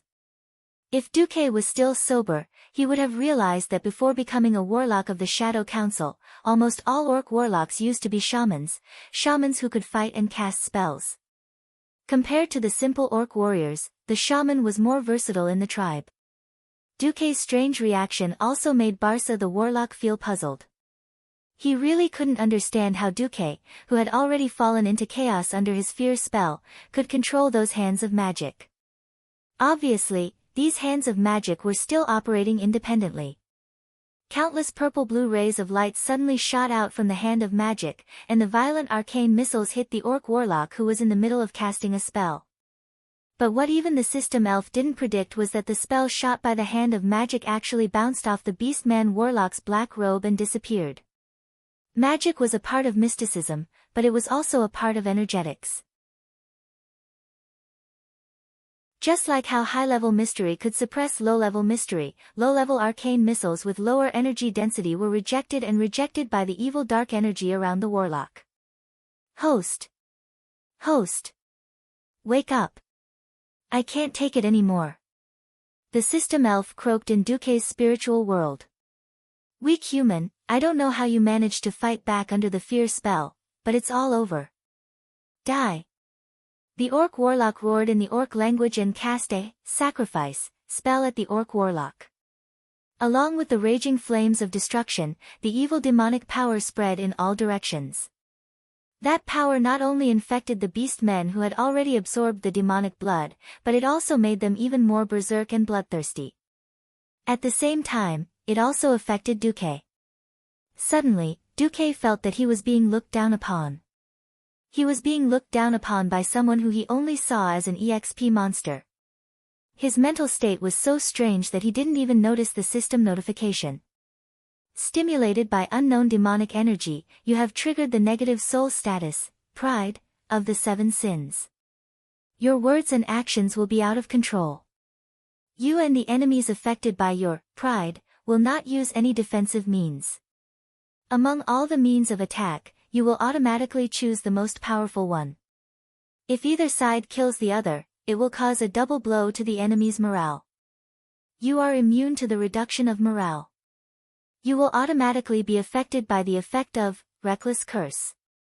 You will not run away and are immune to fear. Duque's body suddenly trembled. The orc warlock was shocked to find that the flames of destruction that were burning Duque's body were all gathered in Duque's hands. Duque suddenly lifted his hood. What appeared in the orc's eyes was a white-haired, white-bearded old man with an arrogant expression. The corners of his mouth were raised high. Duque spoke in a strange language that was neither the common human language nor the orc language. Both sides could understand it. This should be some kind of spiritual communication that went beyond body language. Listen up. Green-skinned bastards, my name is Hujia. Hundred-handed death god Hujia. The world of Azeroth is my playground, there is no place for ugly monsters like you to join in. Let me tell you, I even killed Ghoul Dan's boss kill, Jaden countless times. Ghoul Dan is nothing. If you know what's good for you, then scram back to where you came from. Otherwise, I, Hujia, will show you what regret and despair are. The beast men were dumbfounded by his words. They didn't know who Kill Jaden was, but almost every orc knew how powerful Ghoul Dan was. This skinny human actually said Ghoul Dan is nothing. After a short moment of shock, the orcs all roared in anger. But Duque's arrogance did not decrease. He raised his chin high and looked at the millions of orcs like they were trash. Ghoul Dan's power came from the devil. More accurately, it came from Kill Jaden. This was a top secret. Not many warlocks in Ghoul Dan's Shadow Council knew about it. But this warlock in front of him was one of them. He stretched out his strong arm and grabbed a chief next to him. Leave this arrogant guy to me. Tell your people not to make a move. Right now, the chief of the tribe was the mastermind. But any chief with a brain knew that the real power was in the hands of Ghoul Dan and his Shadow Council. The chieftain nodded and barked a few words at his men. Instantly, the entire place was silent. Weak humans. Let me, Balsa, show you how terrifying the power of destruction is. Duque raised a hand and beckoned with his index finger. Come.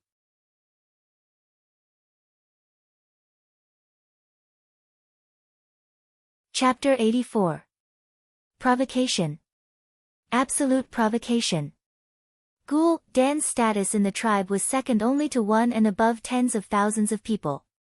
The Shadow Council was an organization that controlled the power of the tribe. Every warlock had a sense of superiority. Plus, pride had an effect on Balsa and Duque. It was hilarious. Both parties, who had countless tricks up their sleeves, were actually using magic against each other. Using magic against each other was not uncommon in the battles of the Pharaoh. Completely abandoning defense for an attack was something that had never been seen before. It should have been a hilarious scene, but because both parties poured all of their magic into this attack, it suddenly became extremely thrilling. The tip of Balsa's magic staff was also a skull. If one looked closely, they would realize that it was made from the skull of a high-ranking Dreenii priest. The evil Balsa forced this Dreenii priest, who once believed in the holy light, to witness the murder of thousands of Dreenii children. He was tortured inhumanely and then soaked in a pool of blood to drown him. Finally, his resentful soul was imprisoned in his skull. The wavy evil resentment that this skull staff emitted could be seen with the naked eye. The dark light on the magic staff became brighter and brighter. 3 faint black halos with mysterious runes appeared on the body of the staff. From the top to the bottom, the front, the middle, and the back of the staff formed a cone shape. The largest halo instantly expanded to a radius of about a meter. The 2 halos at the front and the back were rotating clockwise, while the one in the middle was rotating counterclockwise. It was like a strange drill. Gulp, accompanied by an unknown incantation, an ink-black pillar of light suddenly appeared. It pierced through the curtain of air in front of him, swept away the golden light of the sun, and pierced straight towards Duque, who was in front of the gate of the fortress. The light was so dark that it seemed like it could destroy the entire day and forcefully pull the world into the realm of night. This light also shocked every pair of eyes on the battlefield, and countless orcs subconsciously lowered their gazes. They did not dare to look at it. However, in the next moment, the orcs raised their heads again. They felt a gust of blazing wind blowing towards them, and a scorching hot breath brushed past their cheeks. They could not believe their eyes. At this moment, time seemed to freeze. Sun, there were actually 2 suns in the world. No, it wasn't a sun in front of him. It was a huge fireball that looked like a sun. With a radius of more than 50 meters, it was enough to burn an entire mountain, let alone a single beast man. In the depths of the orc warlock's red eyes, his pupils shrank to a point. He slightly opened his jaws full of fangs and breathed heavily. The orcs next to him thought he was nervous. Only he, who had personally experienced the battle between the orcs and the Dreenii, knew that he had been fooled. This mysterious powerful wizard in front of him was just a fake. What high-ranking pharaoh? What human powerhouse? Bullshit. Who was it trying to fool with such a motley and low concentration of magic power? It would be difficult for a true mage to produce so many impurities in their own magic power. Regardless of whether he was an old man or not, his magic level was definitely not high. Barsa was enraged. He was truly enraged. He stabbed with his magic staff and shot out all the magic power he had infused into the staff. Go to hell. Originally, Barsa wanted to shout out the word liar, but he was stunned again. He didn't even realize that the magic staff that he was holding tightly had loosened its grip on his rough and powerful knuckles. The speed at which his opponent gathered magic power was too fast. It was not something that a low-ranking wizard could do. Both of them had infused all their magic power, but Barsa's casting time was a full 3 seconds. How could his opponent cast it instantaneously? Barsa also knew that high-ranking warlocks could greatly reduce the casting time by training their own casting techniques. However, wasn't his opponent's technique too terrifying? The huge fireball came crashing down. The airflow and dust stirred up by the fireball caused all the orcs' whips and hair to fly in the opposite direction. The orcs seemed to be scared out of their wits. This group of rough men who only knew how to fight hand-to-hand were instinctively afraid of this seemingly powerful super fireball. Only Balsa's eyes were filled with disdain. He wanted to say, "Watch my shadow arrow, blow up that guy's fireball and turn him into ashes in the shadow." However, the situation changed once again. The huge fireball arrived before the shadow arrow could travel more than 10 meters. There wasn't the earth-shattering collision that Barca had expected. Instead, the huge fireball split into 108. It changed from a brute force, flame blast, to a skillful, rapid fireball. This was no different from letting Barca punch the air. These fireballs seemed to have been dispersed by the shadow arrow, but in reality, they drew bright and blazing arcs in the air. Before the shadow arrow could reach its target, the fireballs had already landed on Barca's body. Bang, bang, bang, bang. The continuous explosions turned into a long explosive sound. Indeed, the fireball that was infused with such a low concentration of magic power couldn't hurt Barca directly. However, the fireball didn't only deal elemental damage. The impact from the explosion was unavoidable. As an old warlock who wasn't particularly powerful, Barca could totally summon a void devil and sacrifice it. Then, he would disintegrate it and turn it into a shield to protect himself. If that was the case, even if Duque used another 10,086 fireballs, it wouldn't be of any use, let alone 108 fireballs. However, Barca was more arrogant than Duque, so he wasn't willing to use such a method to obtain victory. "It's just a low-level spell, so I'll just have to take it head-on." That was what Barca thought. Of course, he didn't know that it was Duque's soul energy, one of the 7 major sins, pride, that was affecting him at the same time. In the end, under the gaze of thousands of orcs, Barca was beaten up badly. Laugh. Laugh.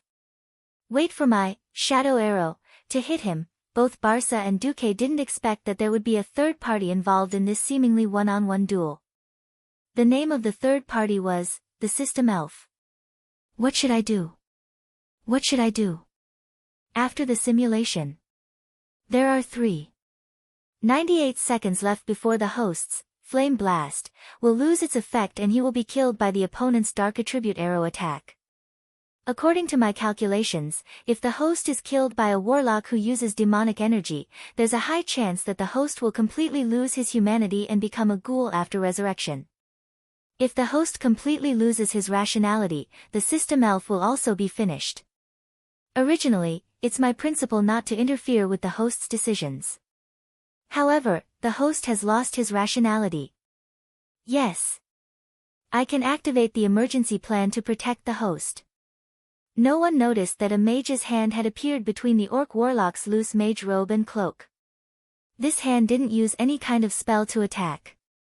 According to the calculations of the System Elf, with Duque's current level, any spell attack would be ineffective against the orc warlock. Therefore, the System Elf very treacherously picked up the broken sword of a human warrior on the ground and quickly stabbed it from behind.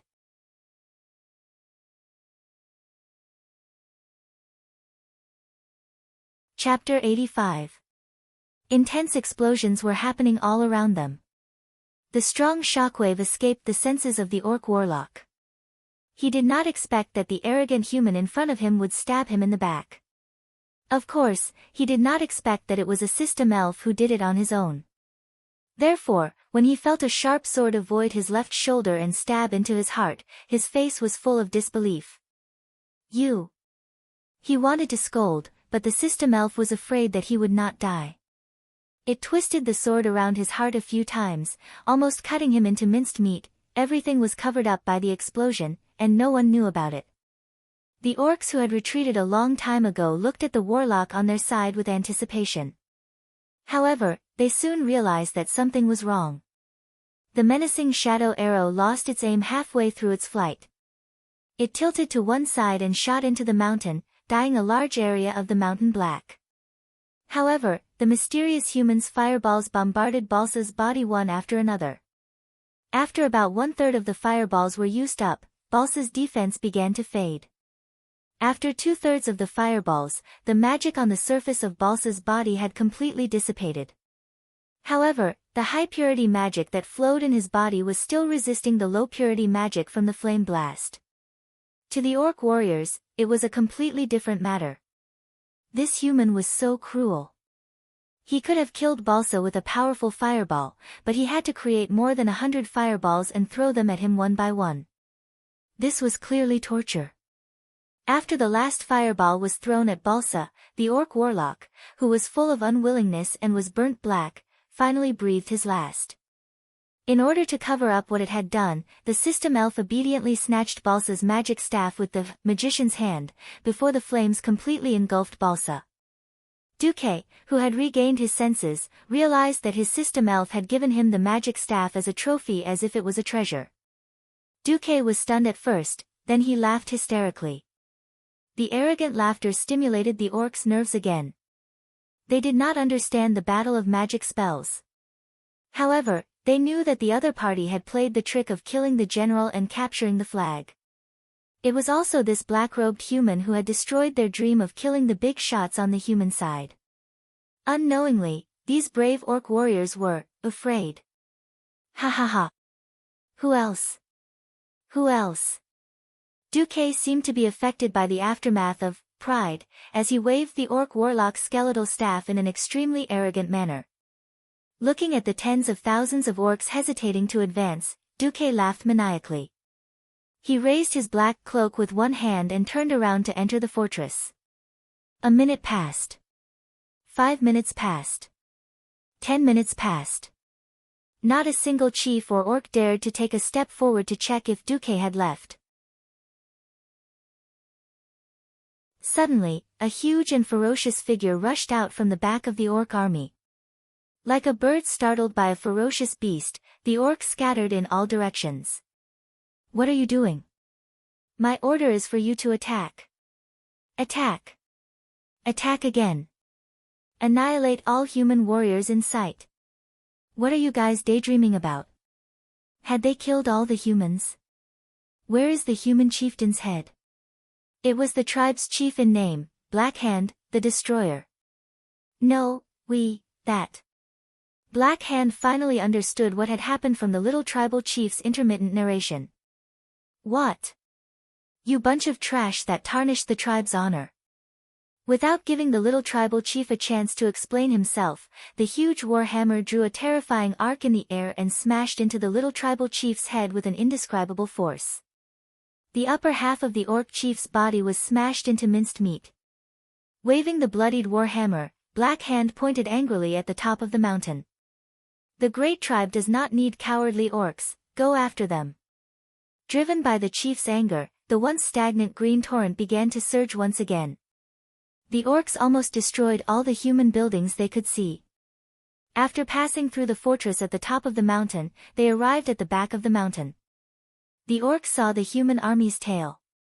They were moving at a slow speed into the forest at the foot of the mountain. Starting from the forest, that was the boundary of the elven forest. Chase!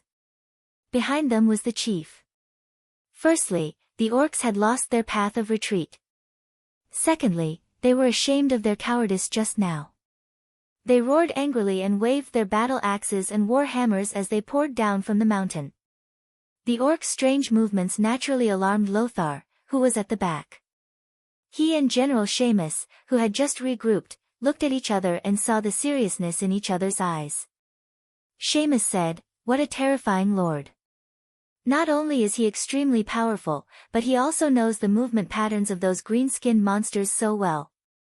Lothar was about to say something when he suddenly saw a cavalry rushing towards him. Lothar could tell that it was a noble's cavalry, and the leader was Duke Bolvar for Dragon. "Oh, Thoradin the Great above, Lothar. You've survived." Bolvar did not hide his ecstasy. He reined in the horse that was panting heavily and jumped down to give Lothar a big hug. The sound of two real men's armor clashing was so pleasant to the ear. "I thought I was going to die too." Lothar was also very moved to see Bolvar risking his life to help. As the highest commander of the retreating army and a duke of high status, Bolvar could have just left or sent his subordinates to receive him. But Bolvar had come, and he'd gathered all the private cavalry of the nobles. Looking around at the rather pitiful Griffin Legion soldiers, Bolvar's eyes grew moist. "You've done very well. Bolvar turned his gaze to the torrent pouring down from the mountain. You guys retreat first. I'll help you launch a counterattack before they descend the mountain and enter the forest. It was not a good idea to charge towards the high ground on horseback. Under normal circumstances, this would be the only way to protect the Griffin Legion. Seamus spoke at this moment. He pointed at the black dot floating down the mountain before the green flood. It seems that there's no need for that. That lord is here. Bolvar noticed that Lothar had a clear expression of relief on his face. Which lord? Lothar sighed. He called himself the Hundred-Handed Reaper Hujia, in the mage's message. He's the teacher of that Duke Marcus. Seamus added, a very powerful high-ranked mage.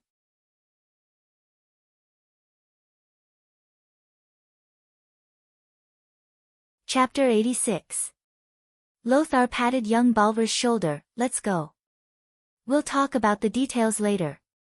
Since Lord Hujia was able to delay the orcs for so long, he must have a backup plan. Backup plan? Bolvar's curiosity was about to explode. Let's go first. Lothar said without hesitation. The Griffin Legion and Bolvar's 300 cavalry rushed through the forest before the orc army could charge down the mountain. They followed the pontoon and wooden bridges that had been set up beforehand and crossed a river with a rather low water level. Feeling the moist spring air and looking at the low water level, Lothar fell into deep thought.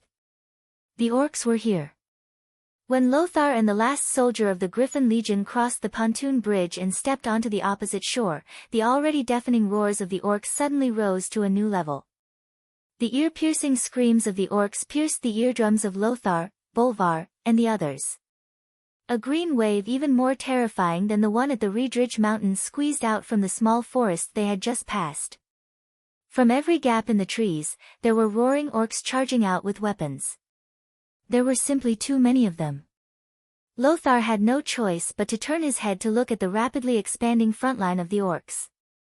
It was still that majestic aura that could swallow mountains and rivers. Young Bolvar didn't feel much, but Lothar and Seamus narrowed their eyes and looked seriously at the messy flags that looked like scribbles. Their expressions changed once more. Damn it, the greenskins have increased their numbers.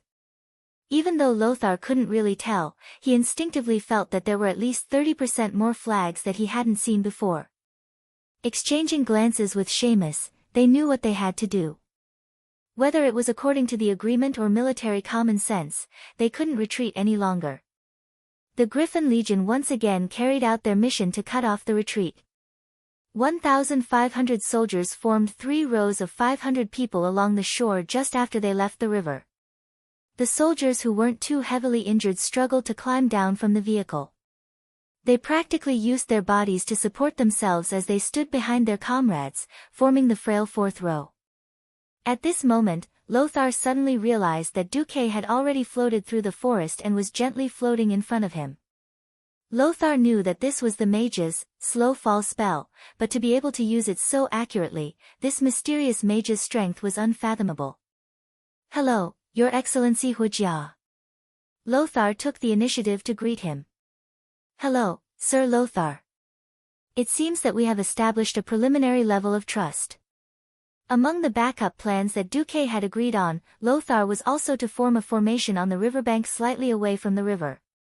Duque asked in an old voice, You don't seem to be worried that I'll harm you now? It's nothing.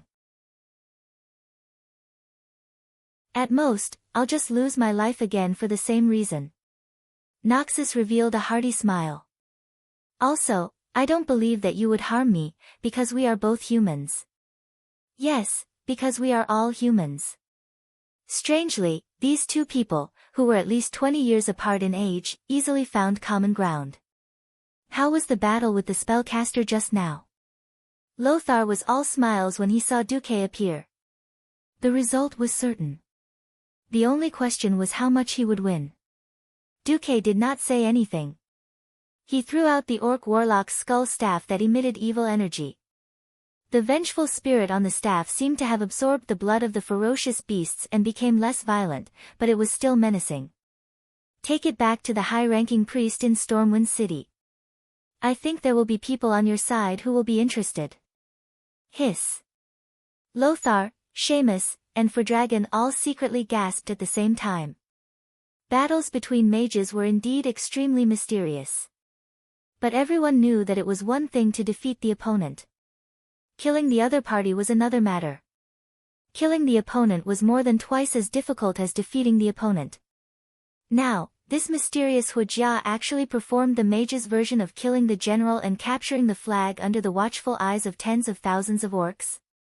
What kind of power was this? They thought of how Duque had suppressed 2 waves of orcs' frenzied attacks by himself and saved the entire Griffin Legion. Then, they thought of how he killed the enemy's powerful spellcaster in front of the formation this time. The 3 couldn't help but raise their evaluation of Duque countless times. However, Duque's performance wasn't over yet. Seeing that the fastest orcs had already rushed to the shore and were about to enter the water, Lothar and the others suddenly felt their hearts in their mouths. The water of this long river wasn't deep. For humans, the water didn't reach their waists, but for the tall and burly orcs, it was only as deep as their thighs. It wasn't a problem at all. If the orcs were allowed to charge, it wouldn't take more than a few minutes for the vanguard of the orc army to cross the river and engage the Griffin Legion. Feeling the gazes of the 3 military bigwigs, Duque smiled lightly and then raised his right hand towards the orcs. In the void, 24 hands of magic appeared. They had the same posture as Duque's right hand. 6 seconds of chanting seemed like a long time, but in the face of an army, it was equivalent to a short instant. Under the gaze of Lothar and the others, 12 fireballs were sent flying. They flew crookedly into the sky and blossomed into fireworks like balls of fire. The other 12 shot into the forest on the other side, instantly igniting the forest.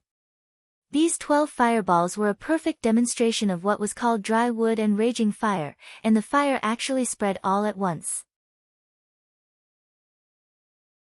The orcs who drank the demon's blood were very violent and very brave, but that didn't mean that they were completely irrational berserkers. There were still too many things that they would instinctively fear, such as flames. Countless orcs turned into running humanoid torches in the blink of an eye. They either rolled on the ground in pain, or, under the leadership of the smarter ones, frantically rushed into the river to put out the fire on their bodies. Lothar stared dumbfounded at the scene in front of him, his mouth quivering, and finally asked his question. It's still spring, and when we passed through the forest just now, it was still very wet.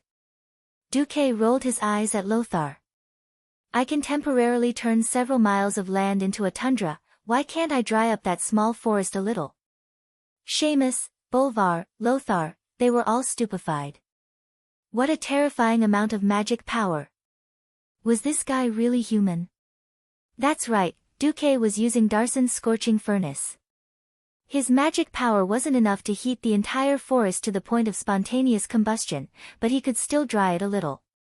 This was the greatest benefit of inheriting the Sun King's arcane fire circuit. Even though he wasn't a true sky wizard, 3 months of seclusion had allowed Duque to possess a terrifying amount of magic power that far exceeded most sky wizards. Even compared to many Morning Star wizards, Duque's magic power was not inferior in the slightest. Duque's fire stratagem was indeed impressive. At a glance, at least 2,000 or 3,000 orcs were buried in the sea of fire. However, compared to Duque's flawless performance, the corners of Lothar's eyes twitched as he watched the thousands of orcs rush into the river to escape.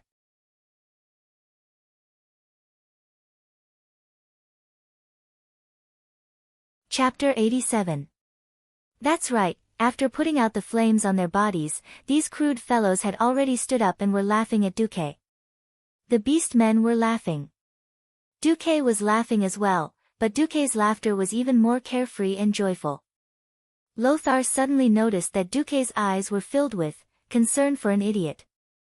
What? Was there a backup plan? Lothar was startled. Lothar's guess was right. There really was a backup plan. Did you hear something?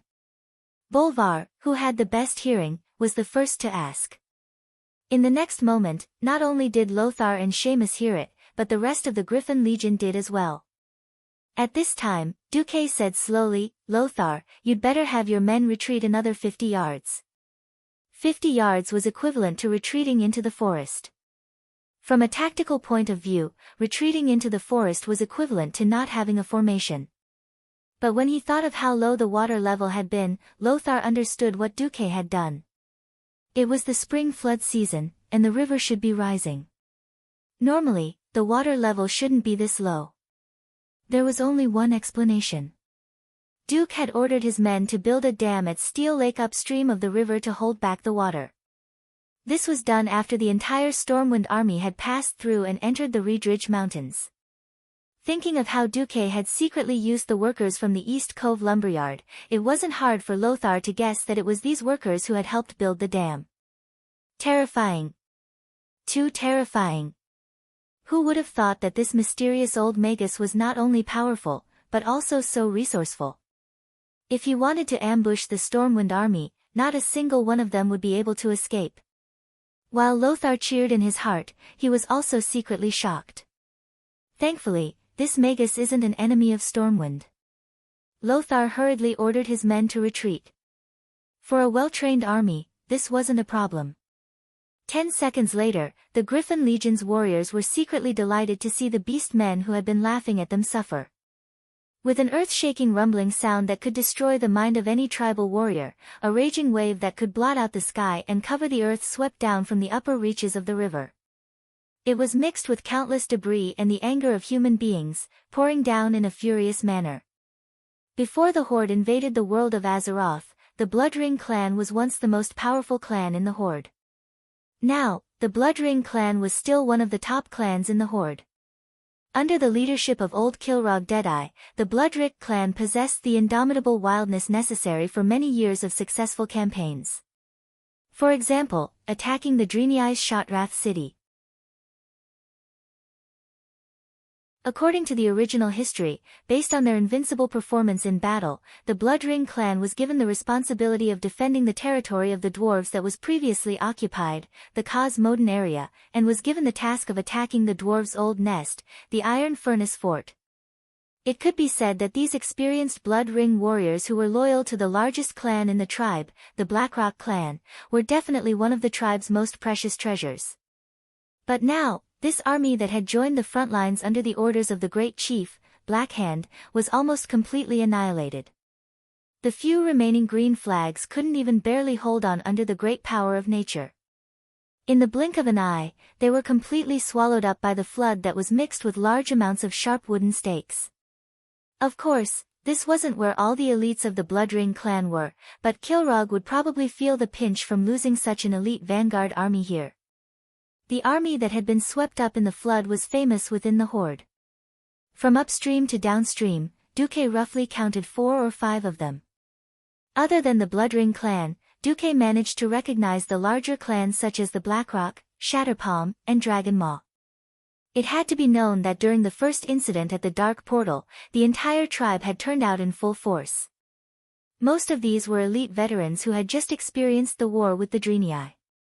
If any one of these large clans were to enter the Stormwind, which had not seen a great war for hundreds of years, it would be enough to destroy this small human kingdom. It had to be known that in the original history, it wasn't just the Stormwind that defeated the Horde. Instead, it took the help of 7 human kingdoms, dwarves, and some elves to defeat the Horde. Therefore, from the beginning, Duque didn't think that his efforts in the Stormwind alone would be enough to completely defend against the Horde's attack. What Duque could do was to bleed the Horde as much as possible before the final battle. Today was the first step. In the original history, these vanguards who invaded the Azeroth would all die. But today, Duque had completed their fate in another way. Countless orcs wailed and screamed, trying to escape this death trap before the flood arrived. Unfortunately, they weren't Naga, nor were they merfolk. The orcs who could run as fast as they could on the mountains became incomparably clumsy in the water, and were quickly swept away by the flood. The flood wasn't particularly fatal to the strong orcs, but the sharp wooden stakes in the flood were quite fatal.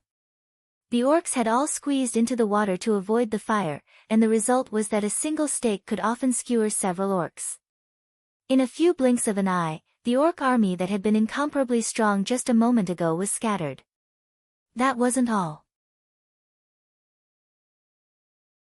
Noxus saw that there were many large ships coming down the river along with the flood. The human sailors on the ships were beating drums and throwing javelins at the orcs who had luckily escaped the disaster. Seeing the scene before him, Noxus had already lost the ability to speak. At this time, Duque slowly turned around. Go, the Griffin Legion needs the enemy's head as a sacrifice to their comrades. Seeing the previously aggressive orcs turn into drowning dogs, Noxus actually felt a little disappointed. This wasn't the opponent he wanted. Bolvar stepped forward and patted Noxus' shoulder plate. We all know how strong these green-skinned creatures are. The elven forest can't be defended, and the nobles who have lost their territory need a place to vent. I don't want the Griffin Legion to become a target. Noxus quivered and immediately came to a realization. Yes, he was indeed an outstanding commander. But he definitely wasn't an outstanding politician. In terms of tactics, the Griffin Legion had already done their best. So what?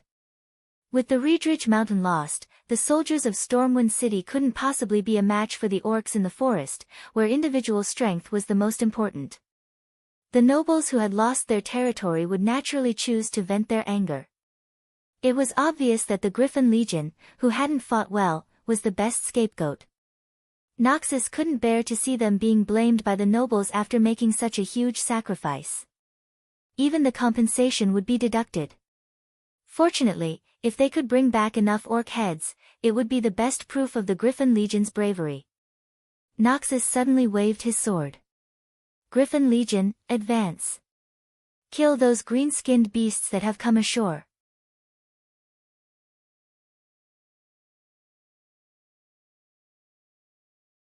Chapter 88.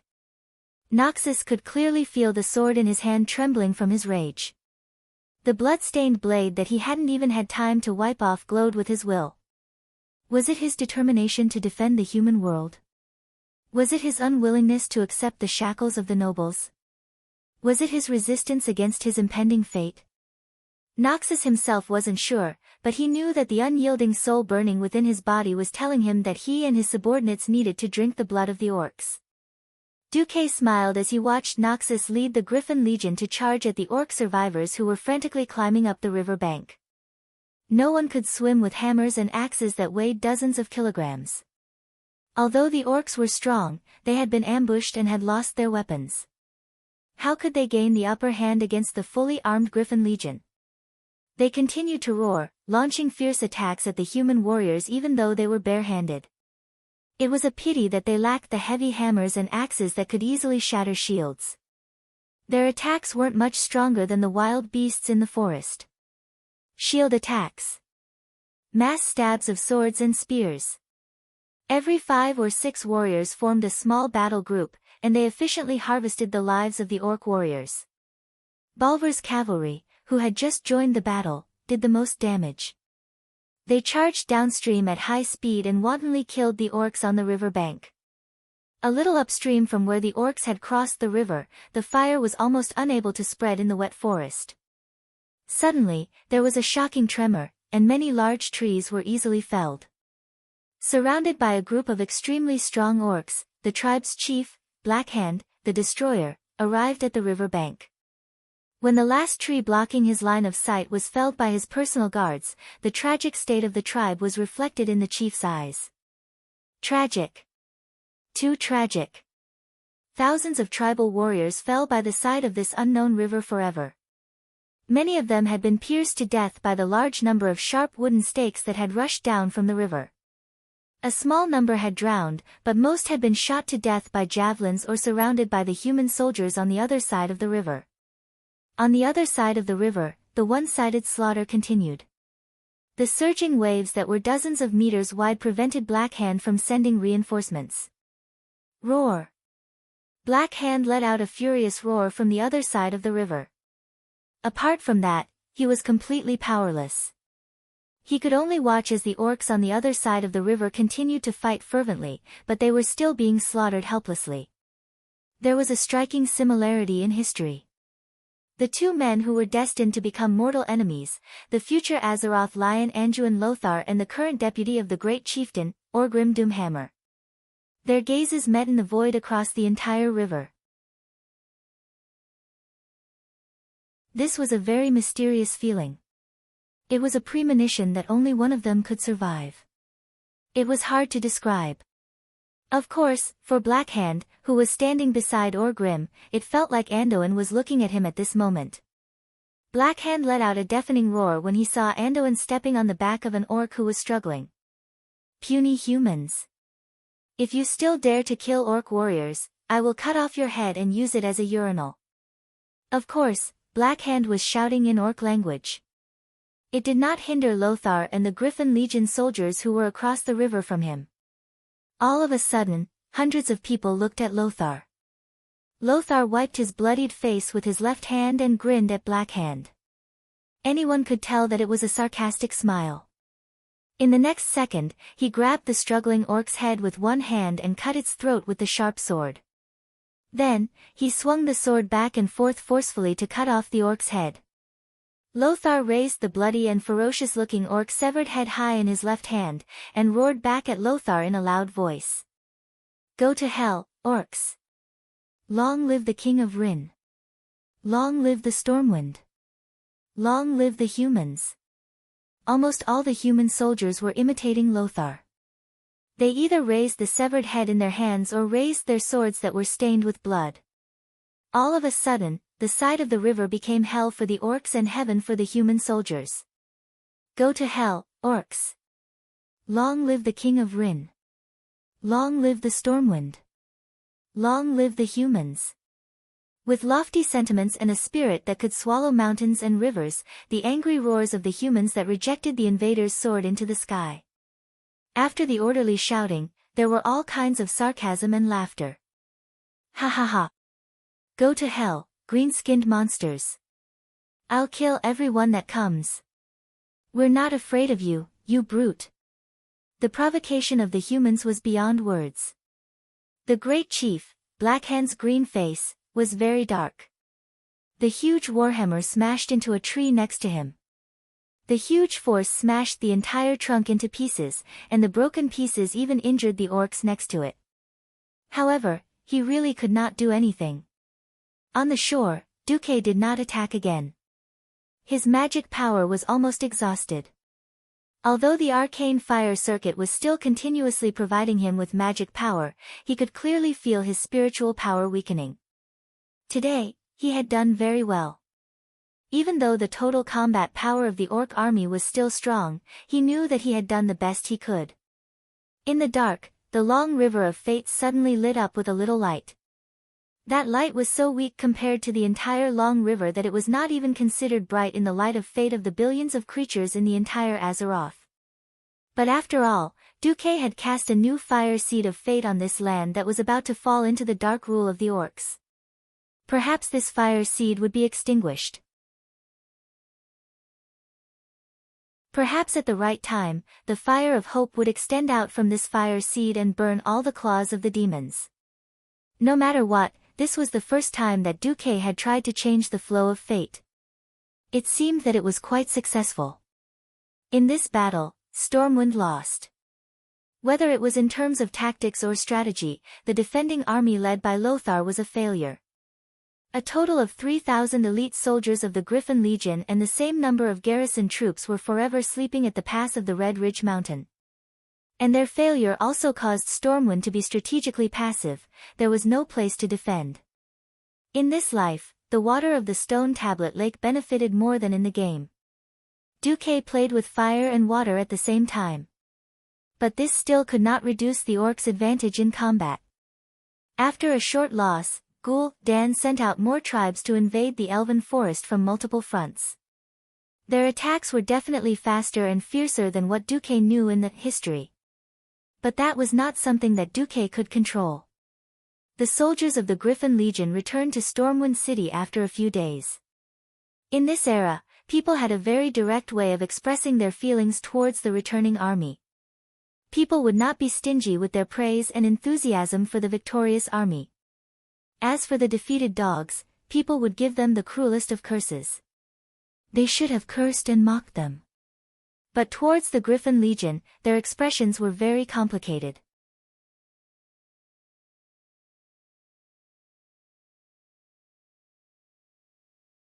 Chapter 89. The Griffin Legion before them didn't look like a defeated army at all. Even though they were riddled with wounds, many of them needing the support of their comrades to walk.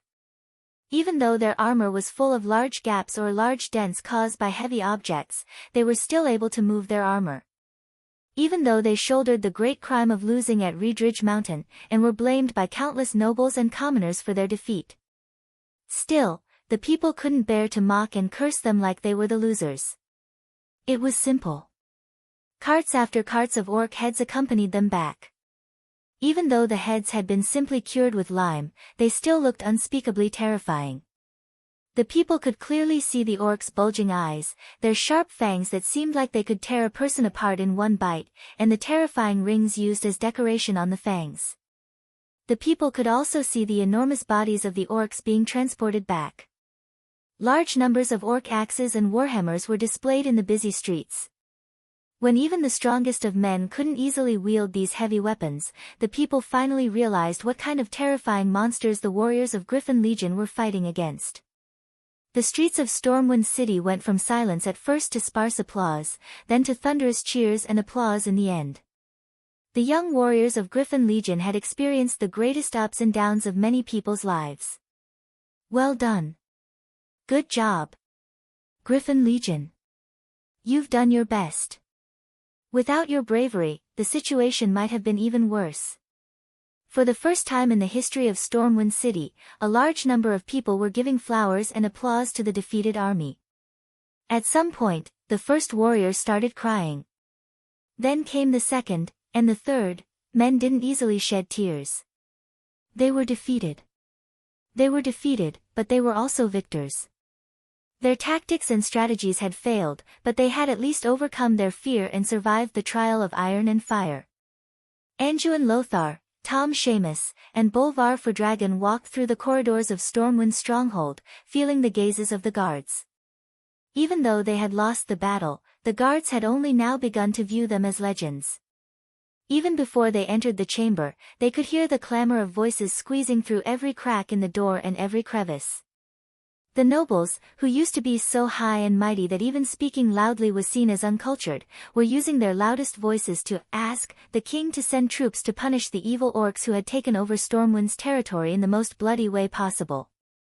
The gate, which was as tall as two people, opened. The entire place fell silent. The air seemed to have frozen, and all sounds were locked in place. Unlike the simplest and purest civilians, many nobles had a more direct view of Lothar, hatred. They didn't care how hard Noxus fought, nor did they care that more than 60% of the Griffin Legion had died. They only knew that it was precisely because of Lothar's defeat that they had turned from nobles with real power to nobles with no home to return to. And this group of border nobles who had lost their territories were also the fiercest in front of King Lang. Seeing that Lothar and the others had entered, the nobles were ready to make trouble. King Langren expressed his support for Lothar in the most direct way. He left the throne excitedly, strode down the stairs, and rushed to the door of the conference room. He gave Lothar a big hug. Damn orcs. I almost lost you forever. Thousands of words were all contained in this one sentence. There was no, well done, or, I don't blame you for trying your best. Lang only cared about the safety of his childhood friend. Anduin patted Lang's back hard. His eyes were also slightly watery, but he controlled his emotions.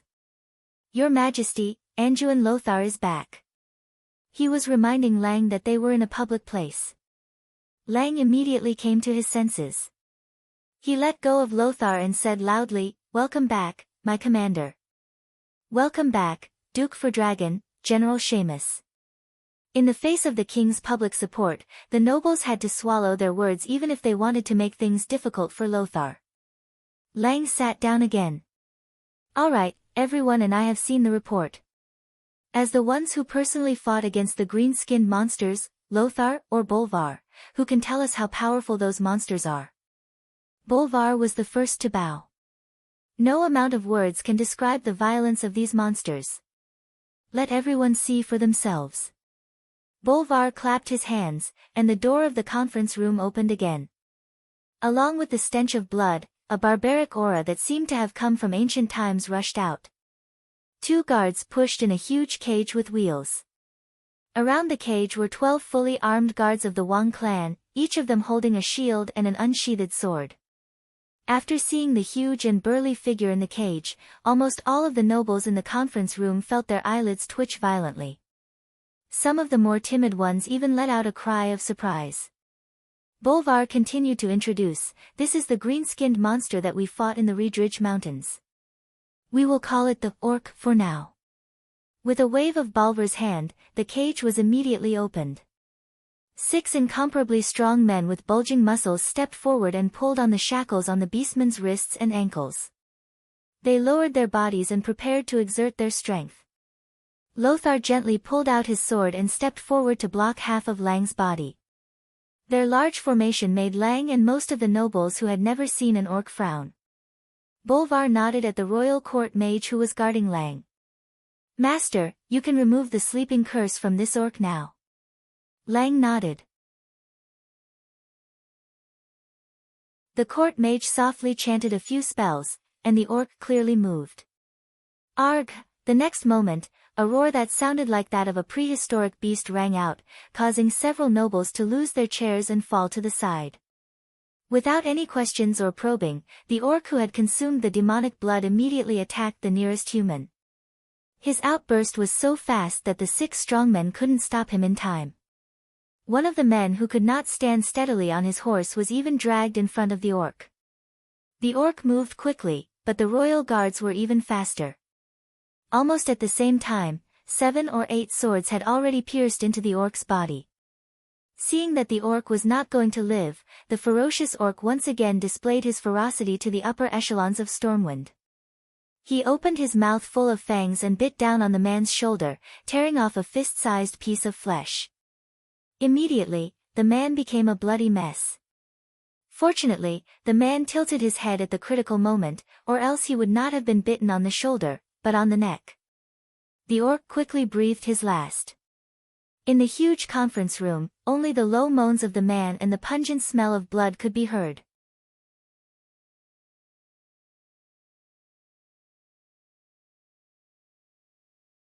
Chapter 90. If it had been any other day, there might have been people blaming Bolvar for creating such a bloody scene.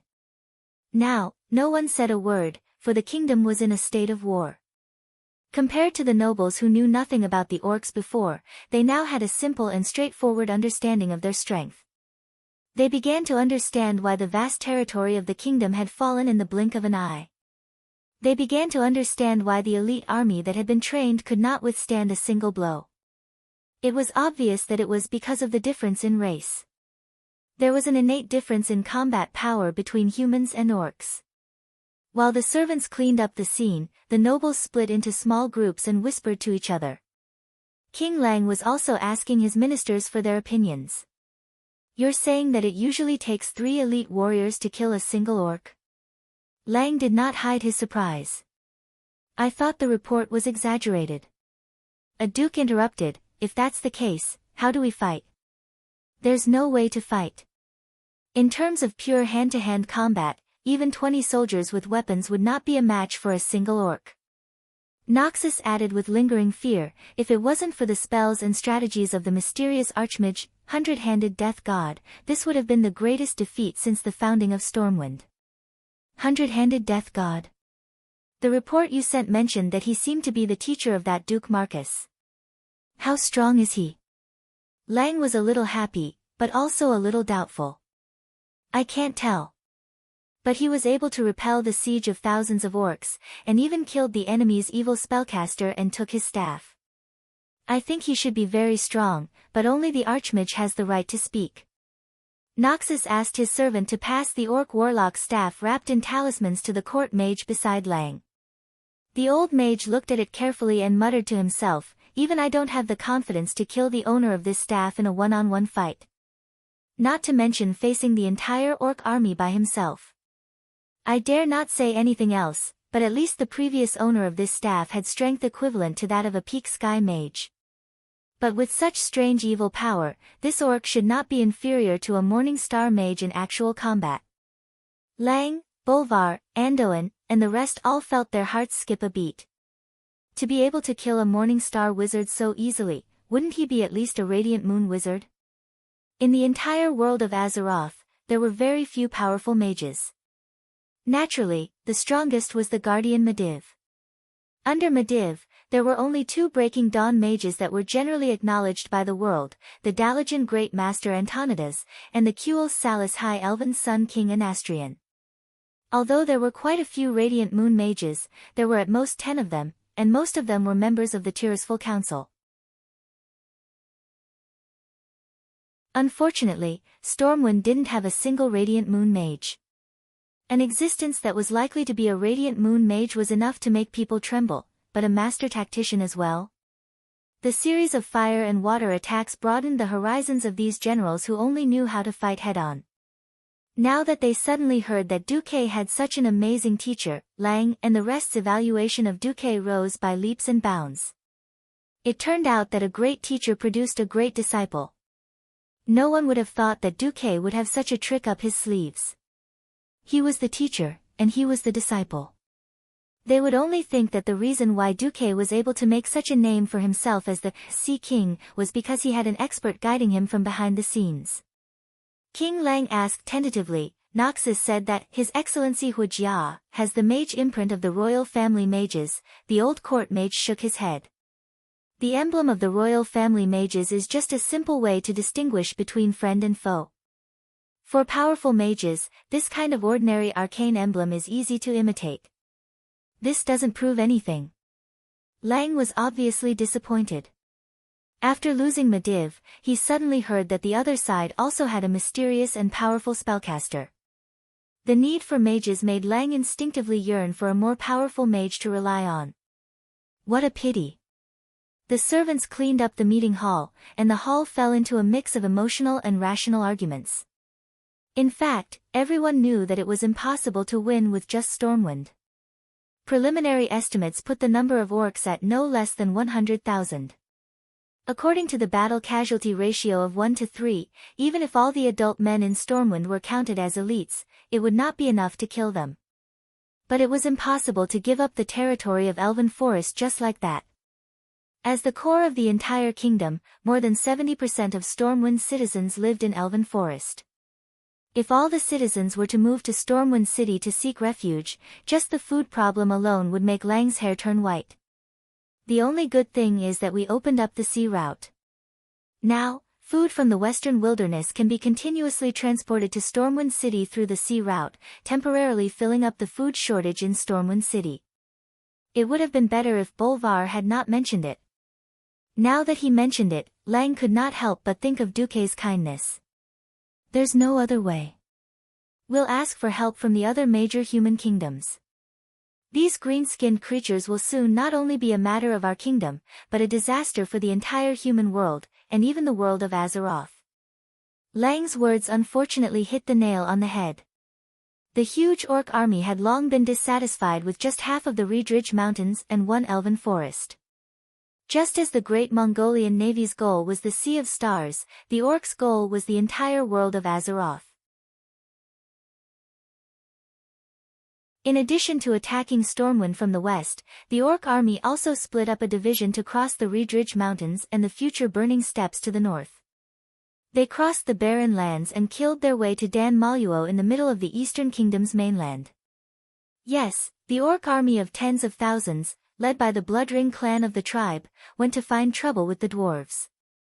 Not only that, there were also some small tribes who chose to go all the way north, killing their way into the territories of the Kingdom of Torrential Fort and even the Kingdom of Alterac. Since April, Lang had sent out letters asking for help to all countries, but the response of the countries had been slow. These countries that were thousands of miles away instinctively thought that Lang had seen wrongly and thought that the trolls were some kind of orc.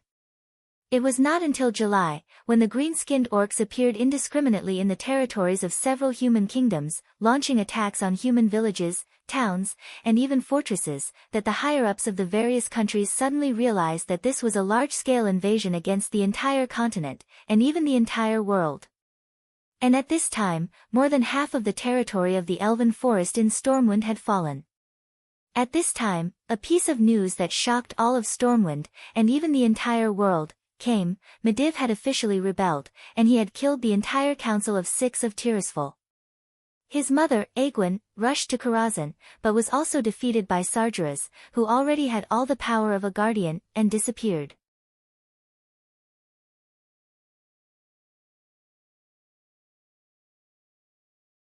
Chapter 91. Night. Late at night. On a balcony in the Storm Fortress, King Lang looked up at the starry sky. In the deep universe, the light of a few stars that were usually bright intertwined with the light of a rising crimson demon star, as if a fierce battle was taking place. Immediately, the huge shadow of the demon star easily shrouded them, and the stars became dim and wobbly. 1, 2, a total of 6 meteors streaked across Lang's vision, and then disappeared into the endless darkness forever. There was also a bright star that had been guarding the sky above the world of Azeroth for thousands of years. This made Lang's mood extremely gloomy. Anduin Lothar came to Lang's side. "Lang, what are you thinking about?" In private, Anduin was not Lang's subject, but a good friend of 30 years. "Anduin, I'm thinking, is our friendship with Medivh just an illusion? Why would he do such a thing? If he really wants this kingdom, I can consider giving it to him." "Why? Why? Why?" Lothar was always mindful of his duties. Before becoming Medivh's good friend, he was the most loyal subject of King Lang. Hence, when Medivh showed signs of abnormality, he was the first to be on guard. But now that Medivh had openly rebelled, Anduin felt relieved. This allowed him to comfort Lang as a friend. Either we are blind, or Medivh has spent decades deceiving the whole world, or... At this point, Anduin deliberately stopped. "Or what?" Lang asked anxiously. "Or there's a soul in our old friend's body." Anduin spread his hands, and explained, "I'm very sensitive to a person's feelings. You know, there's no lack of spirits in this world. Over at the Twilight Forest, I get reports of seeing ghosts every day. So, maybe." Lang heaved a sigh of relief and patted Anduin's shoulder. "Old friend, regardless of whether you're comforting me or speculating, at least I feel much better." Yes. The recent events made Lang feel like the world was about to collapse. The orcs attacked like fire, and half of Stormwind territory had already fallen. Now, Stormwind could only control half of the Elven Forest, half of the Twilight Forest, and the Western Wilderness. The Riedrich Mountain was practically out of contact. Now that the Guardian of the World, Medivh, had betrayed them, as the strongest mage in the world, no one knew who else could deal with Medivh. "The stars are dimming. Is the world about to end?" Lang muttered to himself. Anduin pointed to the starry sky, and said in a heroic voice, "Look, Lang, the stars are shining in the starry sky, but among the stars, some will become brighter, and some will become dimmer before falling. Don't you think that the extinguishing and illuminating of the stars are like the lights of our mortal world? The night will come, and the night will pass. Look! Isn't there a new star rising over there?" Lang also noticed that in the sky in the west, there was a dazzling new star that he had never seen before emitting a bright light. Ah! Indeed. Lang suddenly felt much better. "Lang, that's right. We may have lost an old friend. But don't we still have a star of hope like Duque? We have to look forward." "Yes, you're right." Lang paused, and said to Anduin, "Call Marcus to Storm Fortress tomorrow. I think we should listen to his and his teacher's opinions." Lothar pondered for a moment before nodding. Not only Duque, but Duque's teacher was also extremely mysterious. After saving the remnants of the Griffin Legion and achieving a great victory at the river bank, Lothar returned to find that the Hundred-Handed Reaper had disappeared. He only left a mysterious message for the injured soldiers, saying, "Look for Duque when you need me. I'll come when I'm free." He then ran away. The next day, Lang summoned Duque. It was a very private small reception room, and there were only 3 people in the entire room, Lang, Anduin, and Duque. There was no splendor, no excessive decorations, and not even a throne. There were only a few extremely simple pieces of furniture and a cup of fragrant black tea. Lang sat on a chair that was exactly the same as the one Duque was sitting on. After not seeing him for a few months, Duque had grown a lot taller. However, Duque did not grow a beard like the others in Storm City. He still chose to shave his beard regularly. "Hello, Your Majesty, may I ask if you summoned me this time to look for me or my master?" Duque went straight to the point. "What's the difference?" Ryan tilted his head, curious. "Yes, if you're looking for my master, then I can go back because I can't find him. He said that he has something important to do that concerns the survival of the entire Azeroth." "I don't know what it is," said Duque, cutting off Lin Li's words in advance. It was fine to pretend to be an old man occasionally, but it wouldn't be good if he was exposed and treated as a fool. Lang smiled. "Are you trying to tell me that the Sea King is Duke Marcus, and not Hujia?" "Your Majesty, you can understand it that way," replied Duque calmly as he took a sip of the fragrant black tea. After transmigrating for so long, the black tea was the only thing that Duque was most comfortable with. "So, to what extent can I trust you? Anduin always told me that you might know a lot, but you won't reveal it to anyone." Lang was not pressing. He gently stretched his body. He was completely looking at Duque's performance to decide how much he would trust Duque. Anduin interrupted, "Since the day Medivh presented the Black Hourglass, I felt that you knew a lot. I'm sorry, but this is an unfounded intuition. But I hope you understand that many people in power can only rely on intuition when they can't find any concrete evidence." Duque knew that Lang and Anduin were forcing him to lay his cards on the table. This was like a watershed. Of course, he could continue to maintain his mysticism, but now that he was betrayed by Medivh, it would be even harder for them to trust outsiders.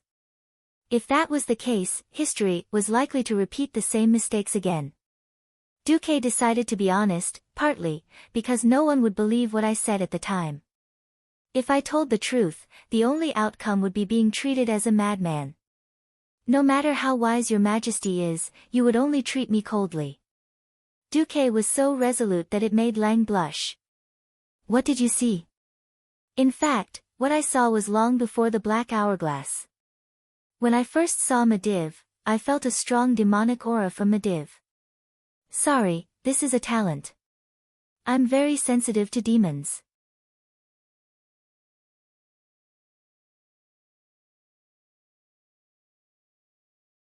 Chapter 92. Hiss. Lang and Anduin gasped at the same time. But Duque's shocking words were yet to come. "After I returned, I went to Master's secret library and read a lot of information in private. When Medivh presented the Black Hourglass, I was 60% sure that the one possessing Medivh was the fallen titan, the boss of the Burning Legion, Sargeras."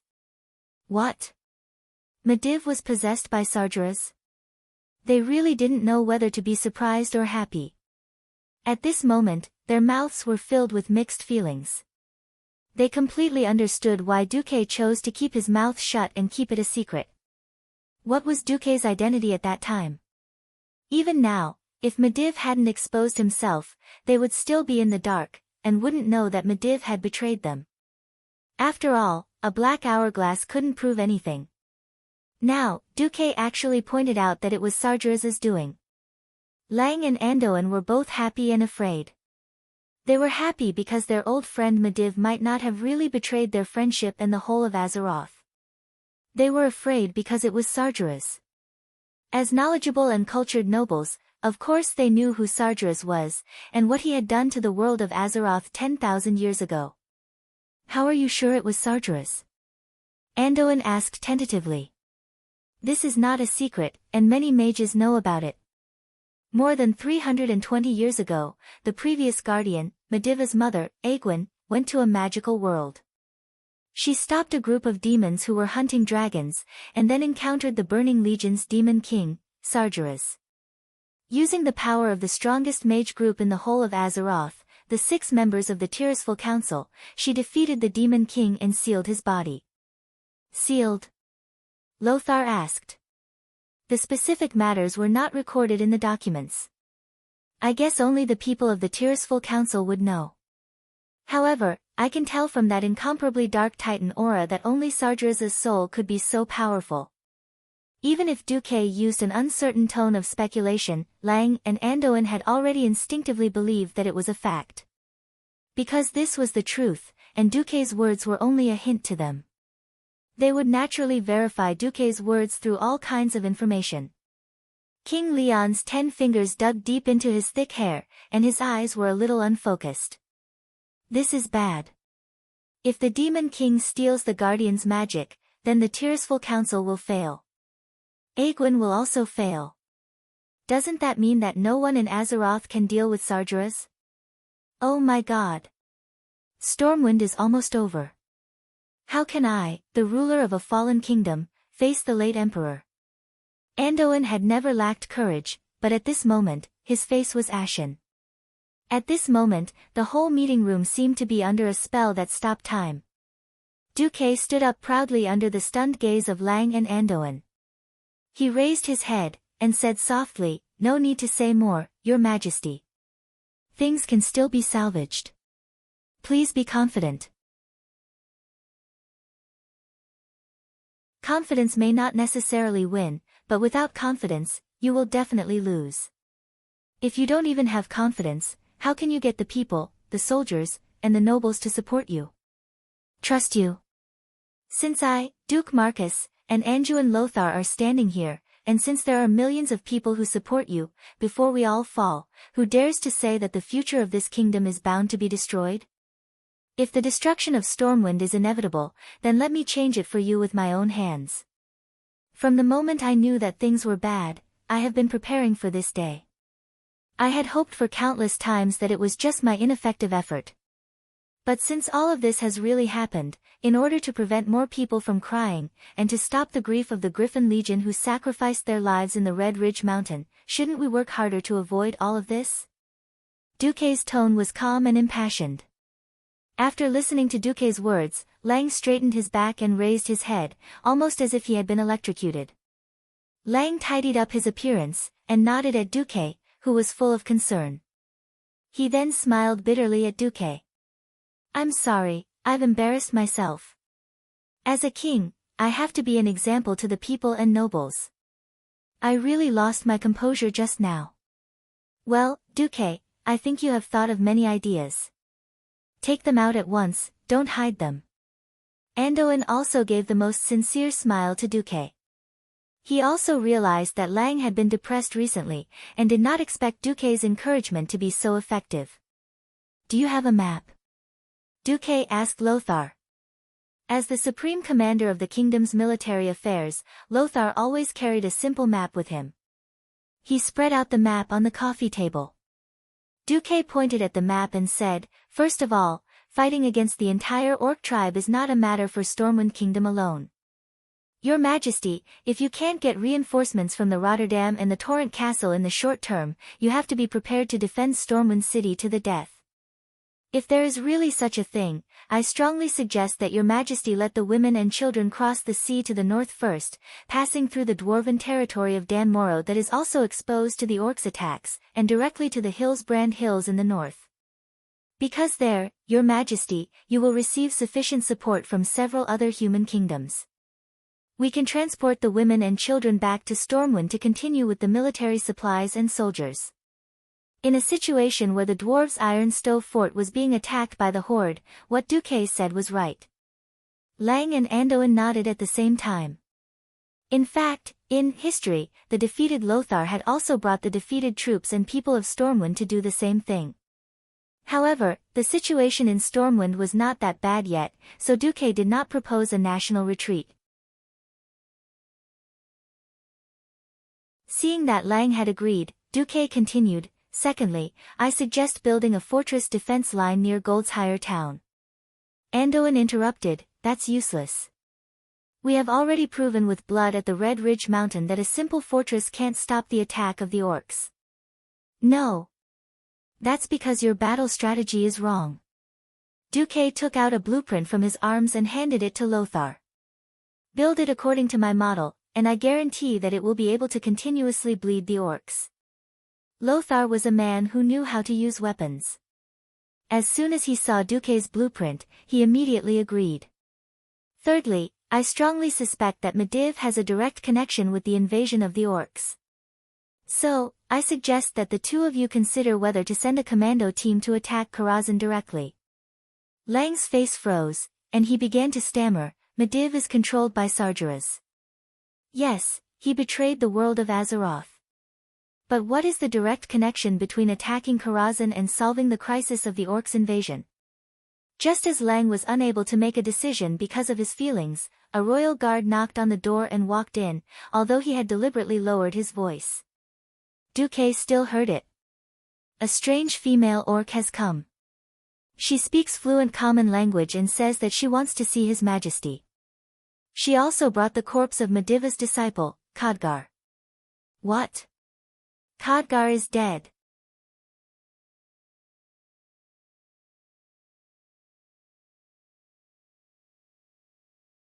Chapter 93. At this moment, Duque felt as if 1,000,000 alpacas were galloping through his heart. He walked back and forth, trampling on Duque's heart. Even though Duque could revive, he would not die as long as he could. Especially after encountering all sorts of strange situations recently, Duque's heart was already ringing with a shrill alarm, and he did not dare to casually seek death anymore. After going through his battle records, Duque discovered that he was in a serious situation of the 7 great sins for the second time. He did not know what the rest of the 7 great sins were, but he could not expect them to be wrath and pride, which were relatively advantageous. In the history that Duque knew, the raid on Karazhan ended with the victory of Khadgar, Lothar, and Garona. Khadgar succeeded in stabbing the careless Medivh to death, and became one of the greatest mages in all of Azeroth. In the future, when Stormwind City was rebuilt, there was a huge statue of Khadgar at the city gate. Therefore, in Duque's opinion, an operation like the raid on Karazhan was just following along and winning without doing anything. Now, Khadgar, who had given Medivh a fatal blow in history, was dead.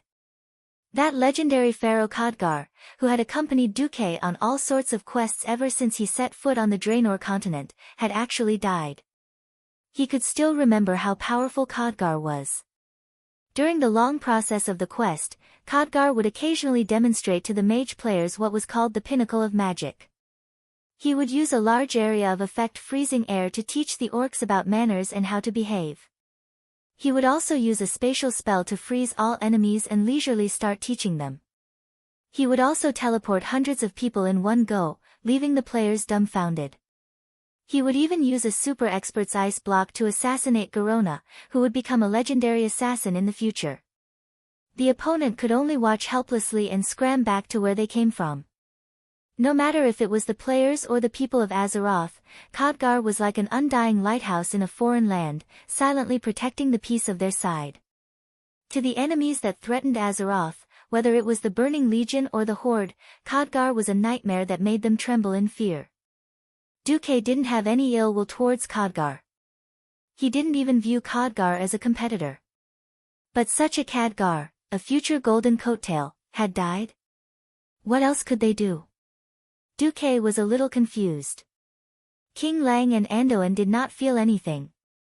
They weren't prophets, so it was impossible for them to know that Karthika would be so powerful in the future. They were only making the most intuitive judgment. Khadgar was Medivh's disciple, a talented young man who had just become an earth mage. In war, all human lives became cheap, to the point where human lives could be measured in terms of money, combat power, or even numbers. Perhaps to them, the fact that Khadgar, who was as dangerous as living with a tiger, didn't die would make him more of a spy. A female beast woman who speaks fluent common language. Interesting. It was obvious that King Lang was more interested in this. Noxus said objectively, "Indeed, we have many captives, but there's a language barrier, and these beastmen are very violent. They either attack the guards with their lives or commit suicide. We have no way of getting any useful information. Until now, we don't know much about the origin, composition, and strength of these beast men. Lang smiled and invited Duque. Alright, my young advisor, are you interested in coming with us to see what's going on with this beast man? Of course. If he wasn't wrong, this female beast woman should be the beast man Garona who had killed King Lang. Duke's feelings towards Garona were very strange.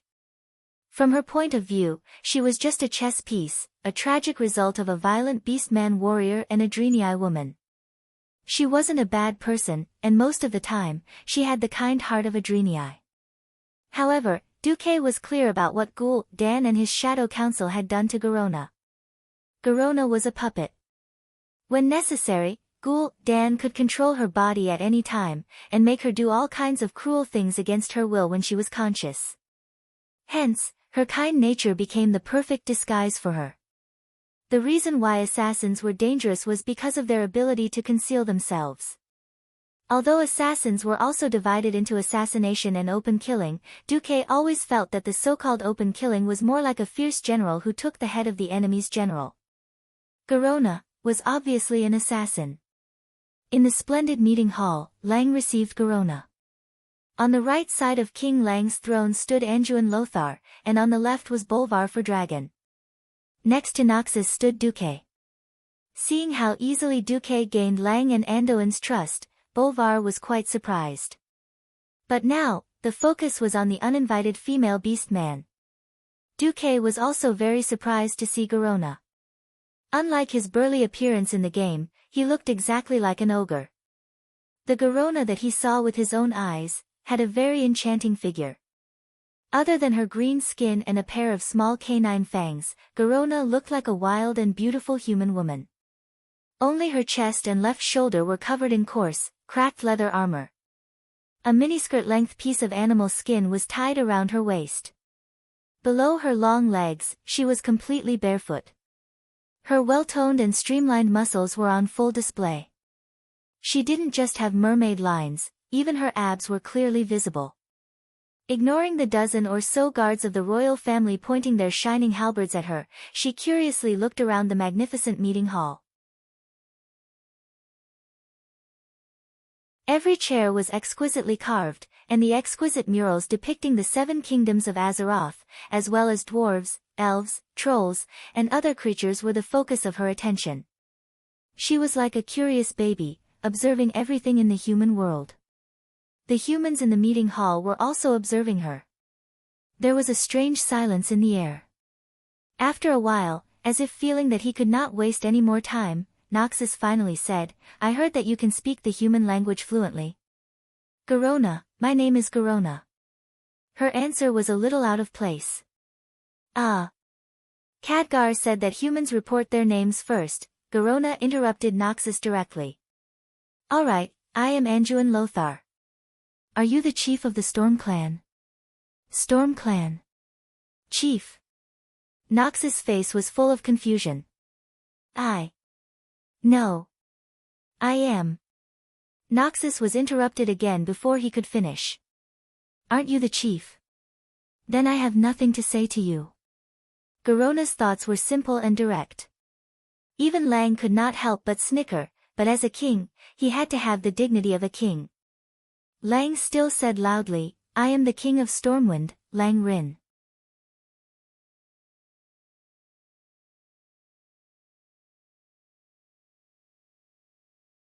Chapter 94. Garona tilted her head, seemingly thinking about the meaning of the word king. Lang smiled.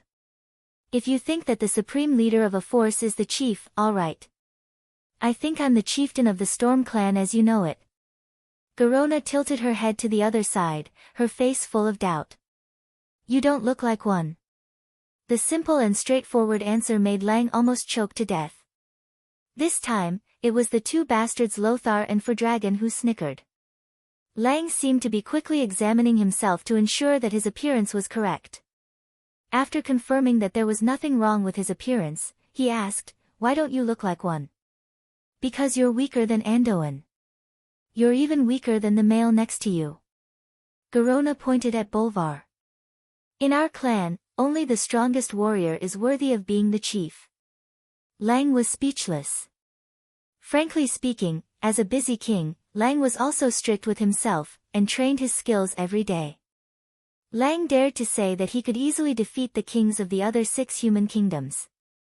Unfortunately, his strength could not compare to that of Lothar, who was currently recognized as the strongest human. Duque had always thought that if the powerful first-generation paladins were to appear in the future, they might not be able to defeat Lothar without the power of the Holy Light. Moreover, Lothar was now in his 40s, and had long passed the most powerful age of a warrior. In fact, Lothar was still the most powerful at his peak. In order to avoid the awkwardness of the topic, Lothar held back his laughter and stepped forward to smooth things over.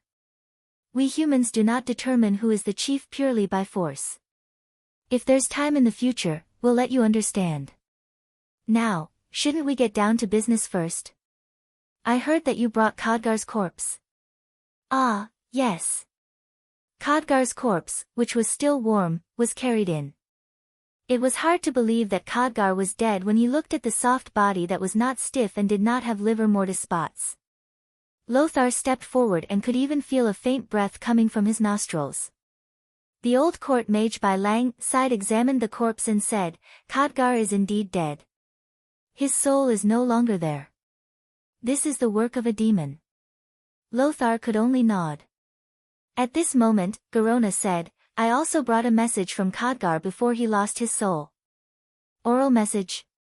Yes, he said that Medivh's body might have been taken over by a demon, and that it was Medivh who opened the dark door and attracted us orcs. What? Lang and Anduin looked as if they had seen a ghost. Duque had just said that he wanted to attack Karazhan, and Garona came to be a witness. If they weren't absolutely sure that Khadgar had been in Karazhan all this time and that Medivh had betrayed them a long time ago, they would have suspected that Duque had killed Khadgar and sent a female beast woman to testify against him. Duke didn't say anything. He stood there with a wooden expression, a perfect performance of what it meant to be a wooden man. He didn't need to say anything more. As a transmigrator, if he didn't even have the ability to profit from spoilers, then he couldn't be called a transmigrator who was familiar with history. He knew very well what Lang and the others were thinking, but it didn't matter if Lang and the others were in awe of him or his so-called teacher, the Hundred-Handed Reaper. Anyway, there was only one master and disciple. Whoever gained fame would definitely benefit Duque. There was only one thing on his mind now, how to successfully attack Karazhan and kill Medivh. As Duque had expected, Garona took out a book of evidence. It was a magic book that emitted a strange aura.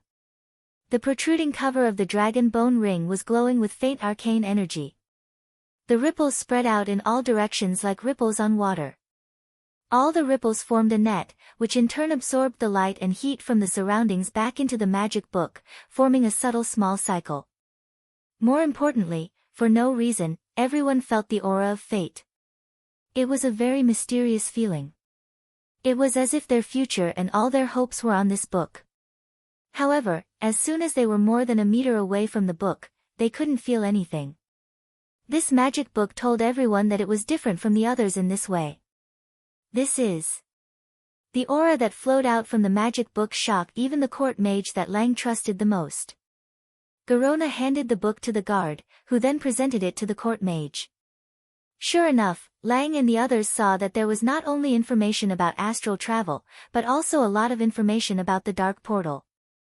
Khadgar even used labels to annotate the key pages. The old court mage muttered to himself, the information should be real, but my only question now is, there are at least 100,000 magic books in Karazhan's library. How could a mere Khadgar easily find this evidence? Garona was confused. She couldn't understand the doubts of these humans. Didn't Khadgar say that as long as he took out this book, he would be able to convince the chief of the Storm clan that Medivh was the culprit? At this time, Duque's voice suddenly rang out. Maybe this is a backup plan of the Tirisful Council. I don't believe that the old cunning fellows of the Tirisful Council would be so stupid as to let Medivh capture them all after receiving the warning, and not put up any effective resistance. Lang and Anduin both gave Duque a look that said, "You're really amazing." Duque was like a beacon of light in their lives. Every time they were lost, Duque would jump out and point them in the right direction. The old court mage nodded. It's very possible. According to the information I received, Medivh tricked the 6 of them into coming to Karazhan under the name of a powerful demon appearing in Karazhan, and he needed the council's help. But, how can we prove this? Can I take a look at the magic book? Duque asked. Lang nodded lightly. So, Duque held the thick magic book and started pacing left and right. Duque couldn't understand the magic book itself. It was encrypted in Elven language, and even 99% of the elves wouldn't be able to understand it. He was waiting for an opportunity. As he paced back and forth, he moved the magic book closer to Khadgar's left arm. Then, a miracle happened. A mysterious shadow in a black robe appeared in front of everyone in the meeting hall. He waved in Khadgar's direction, guiding him over. Khadgar's response was his left arm that was glowing. The old court mage muttered to himself, yes. That's right. This is it. The mark of the Blissful Council. Only people who work for the council have a magic mark. It attracted the council's backup. Oh. Damn, could this be Aladi's aura? Aladi? Lang and Andoin's curiosity was about to explode.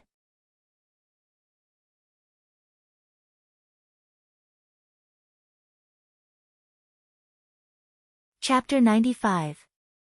With the old mage's explanation, Lang and the others finally understood who Aladi was.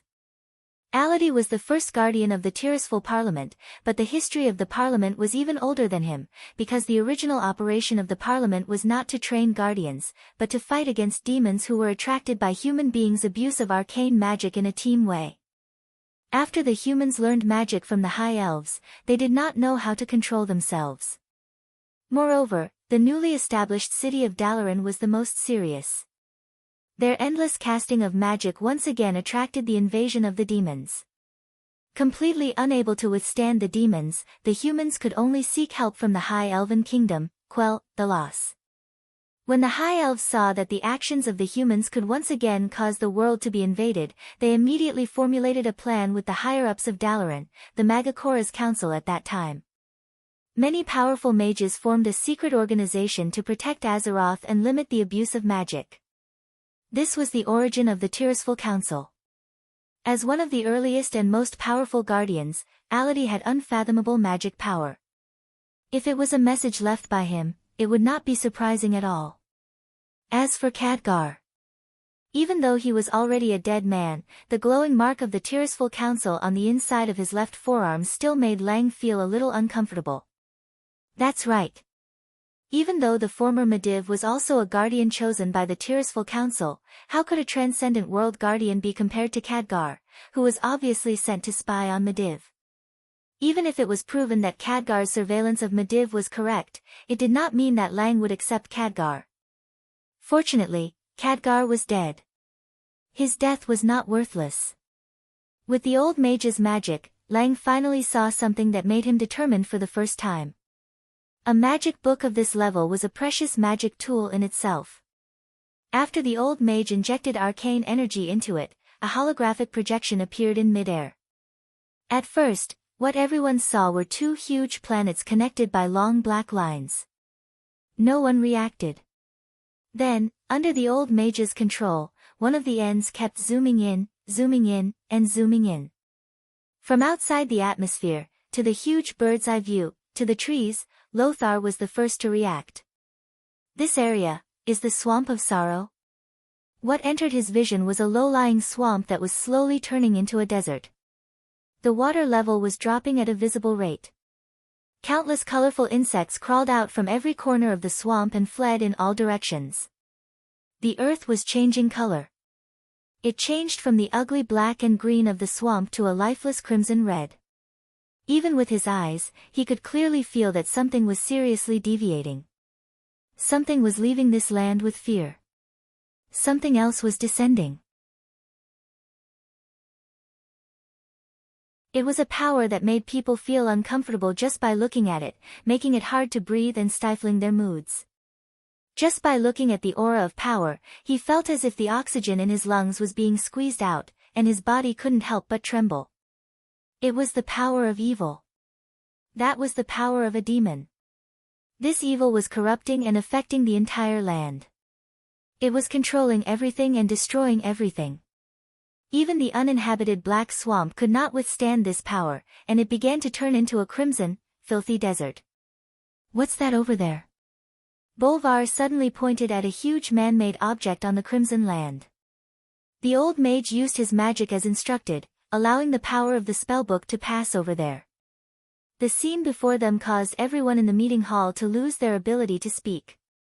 A huge door that was at least a dozen stories tall stood alone on the barren red land, and the door frame emitted an ominous dark green evil light. Groups after groups of orcs came out of the door in a mess, but they were scolded by the stronger orc leaders and chased into the nearby empty space.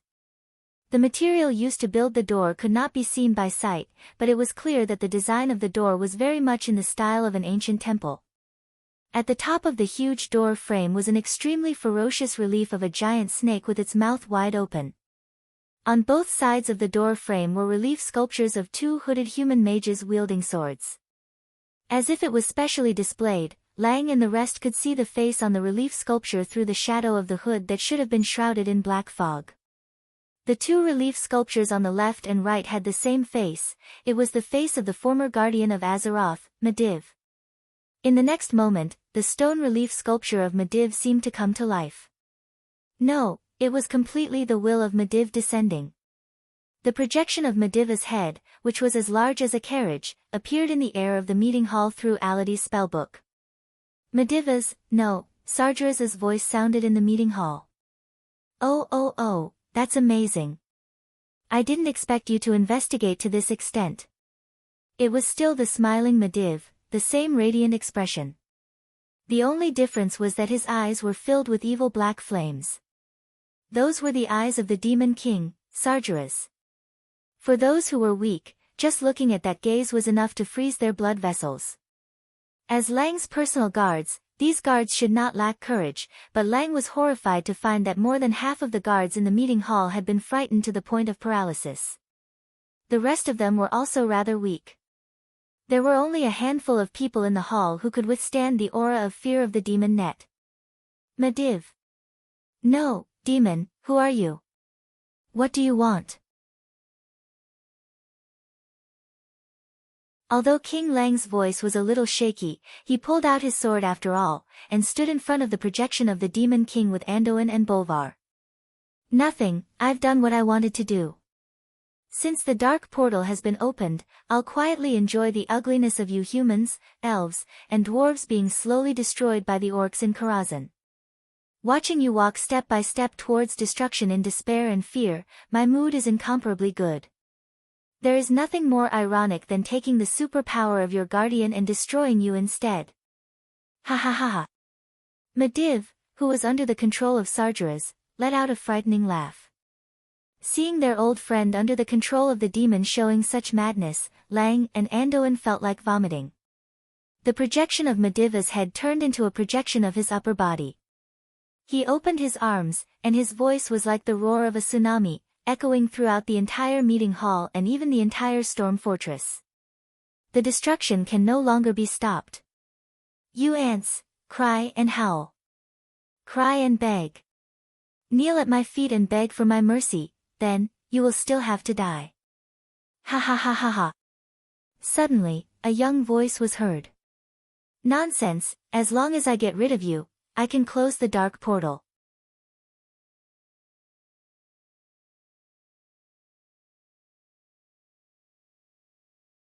Chapter 96. Sargeras was delighted. His plan was about to succeed. No, to him, it was already a success. As far as he knew, there was nothing that could stop the power of the demons from invading the world of Azeroth. The strongest guardian, Astral Mage Medivh, was his possession. The Tearsful Council that was in the way was almost wiped out. The previous guardian, Aegwynn, who thought she had defeated him but was actually used by him, had already shed tears of failure in front of him. Dragons? He already had a complete plan to deal with those big lizards. Night elves. Those conservative, stone-like fellows would never move their butts when their territory was not invaded. Compared to direct invasion, using orcs, who were warlike creatures influenced by the power of the demons, was more like cutting flesh with a blunt knife. Sargeras licked his lips, as if he had tasted the sweet taste of revenge, blood, and pain that he had been longing for. When he saw the demonized green-skinned orcs kill every single human, regardless of whether they were male or female, old or young, armed or not, whether they were roaring angrily or crying, Sargeras was delighted. That fiery excitement flowed into his soul that had been helpless because of failure for a long time. That carefree feeling was enough to make every part of his evil soul sing with excitement. He believed that this plan that he had spent hundreds of years on was the most perfect. Because of this, he could calmly stay in the impregnable Karazhan and watch these ants die. But now, there was actually a tiny ant saying, "As long as I get rid of you, I can close the dark portal." Sargeras didn't react for a moment. In the next moment, he suddenly came to a realization. This tiny little fellow that had once slightly aroused his interest was shockingly right. That's right. The interworld teleportation of the dark portal was not particularly stable now. In fact, the entire dark portal was like a phone. One called, and the other answered. As the caller, if something happened to Medivh, then the spatial coordinates would immediately be messed up. Sargeras' plan to let the orcs continuously attack the world of Azeroth would naturally be ruined. Of course, the premise was that he would really be killed by these ants. After coming to his senses, Medivh, who was controlled by Sargeras, immediately revealed an intriguing smile and let out arrogant laughter. Ha ha ha. Ha ha ha ha ha. Wah ha ha ha ha. What a joke. I'm dying of laughter. I've lived for countless years, and it's the first time I've seen someone as ridiculous as you, who doesn't know your limits, and yet can point out the crux of the matter. The muscles on Medivh's face twisted hideously, and his pair of red eyes clearly revealed evil. Yes. That's right. My dear little fellow, as long as you get rid of the Medivh that I control, the door of darkness will indeed close as you said. But do you ants have the courage and ability to do that? Hee. Let me tell you, death is not the end. If you are really stupid enough to come to Karazhan, then be prepared to have your soul tortured by me forever. As the last word fell, Medivh's projection disappeared. What followed was the screams of the court mage. Atoms. Lang's eyes, which were always full of wisdom and courage, reflected the tragedy in front of him. On the old mage's robe, the protective spell that was supposed to be very powerful was automatically activated, and in the next moment, it exploded. The well-dressed old mage immediately became like a beggar. This was just the beginning. Under the watchful eyes of everyone present, the old mage's two arms suddenly twisted in circles like a fried dough twist. Everyone in the meeting hall could clearly hear the old mage's blood-curdling screams and the sound of his muscles being torn and his bones being crushed. As if being kneaded by countless invisible hands, the old mage's limbs were all kneaded into his body, and his entire body began to turn into a meatball. But the old mage still didn't lose his life. His internal organs seemed to be protected by a special evil magic. Not only the old mage, but in the next second, half of the 2 squads of royal guards in the meeting hall suffered the same fate. They were like iron objects attracted by a magnet, and they were sucked into the old mage's body by that inexplicable evil force. More than 10 people were all squeezed together, and became an even larger meatball. Everyone seemed to be clear-headed, and they were mumbling all kinds of things. Mom! Save me, no, Sir Lothar, give me a quick death. Kill me. Kill me now. This horrifying scene would make any normal person tremble in fear. Even the temperature of the air seemed to plummet. In the next moment, the bodies of these victims spontaneously combusted. The evil blue flames roasted their bodies and tortured their souls. Every survivor's clothes were soaked in cold sweat, because they could clearly see their comrades, their companions, the familiar faces and souls that had accompanied them for countless years, leaving their bodies and being burned by the demon's flames in mid-air. Sargeras had already left in laughter. Seconds and minutes ticked by. In the huge meeting hall, there was only the unpleasant smell of burnt corpses, the seemingly echoing screams, the dead air, and the extremely heavy breathing of the survivors. This was the demonstration of the Demon King, Sargeras. He used his supreme evil magic to show Lang and the others how powerful and terrifying he was. He was telling Lang to obediently die in despair and pain. This was the only ending he had arranged for Stormwind, the entire human world, and the entire world of Azeroth. Lang's body was trembling uncontrollably, and beads of sweat rolled down his face.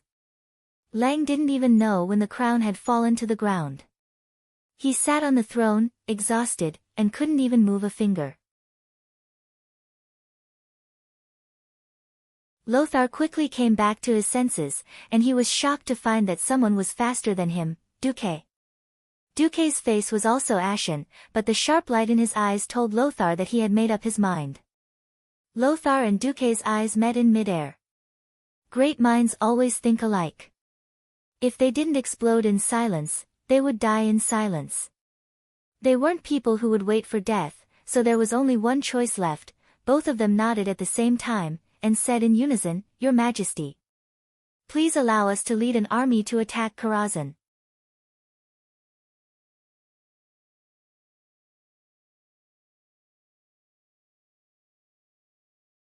Chapter 97. Upwind Path. As a passageway between the quiet and dark twilight forest and the reed-filled swamp of Sorrows, Upwind Path was obviously the so-called choke point. It was different from the future. In the Upwind Path of the future, if you had to find something here, apart from the barren soil, there were only the wandering undead, and the simple-minded Upwind ogres. Only they could thrive in this dead land. The current Upwind Path was far less gloomy and desolate than in the future. On the contrary, it was a valley full of birds and flowers. Karazhan, which emitted strange blue arcane energy ripples, was located in the south of Upwind Path. Surrounded by mountains, the huge and towering steeple was still the focus of everyone's attention. Karazhan was very tall. Before Duque transmigrated, it was at least a tower with more than 20 floors. Because the slender and sharp wizard tower was too tall, there were a total of 6 cylindrical subtowers surrounding the main wizard tower in a hexagonal shape. They were the so-called flying buttresses. Flying buttresses, also known as buttresses, were auxiliary facilities used to share the pressure of the main wall. They were somewhat similar to the Gothic architecture before Duque transmigrated. They exposed the originally solid buttresses that were covered by the roof and called them flying buttresses. The sub-towers of Karazhan used double-arch bridges to increase the bearing capacity of the flying buttresses. They also added steeples to the flying buttresses to improve their balance. In addition to making Karazhan's wizard tower taller, there were also incomparably complicated carvings on it. These carvings imbued with magic power not only made the wizard tower look lighter, more beautiful, and taller, but also had powerful defensive and counterattack abilities. As long as Rakazan's master, Medivh, wanted it, even if the entire dragon race was killed, he could teach the dragons a lesson in minutes. It was this mage tower that gave Sargeras unparalleled confidence. At the highest level of Karazhan, Medivh, who was possessed by Sargeras, sat on a throne made of solid arcane energy, revealing a playful expression. "Unfortunately, most of my power can't enter this world." "Well, it doesn't matter. It's fun to be close in strength. It is this kind of torturous process of giving hope to ants and then destroying their hope again that is worth slowly recalling in the future." Medivh gently raised his hand. Inside a crimson crystal prism, a lonely and helpless young soul was slapping the crystal wall. Bang, bang, bang. Khadgar, the former and only student of Medivh. Who would have thought that while Khadgar was dead, his soul would be imprisoned here? "Instructor! Instructor! Wake up!" Karthika roared. "Sober?" The Medivh revealed a mocking smile. Idiot, I've always been sober. Let me tell you something. I found out early on that you were a spy sent by the Tearsful Council. It was I who made the decision to influence the will of the Mediv, making him approve of you and accept you as his disciple. Khadgar's face instantly paled. Why did I accept you? Do you think it's loneliness? Wrong.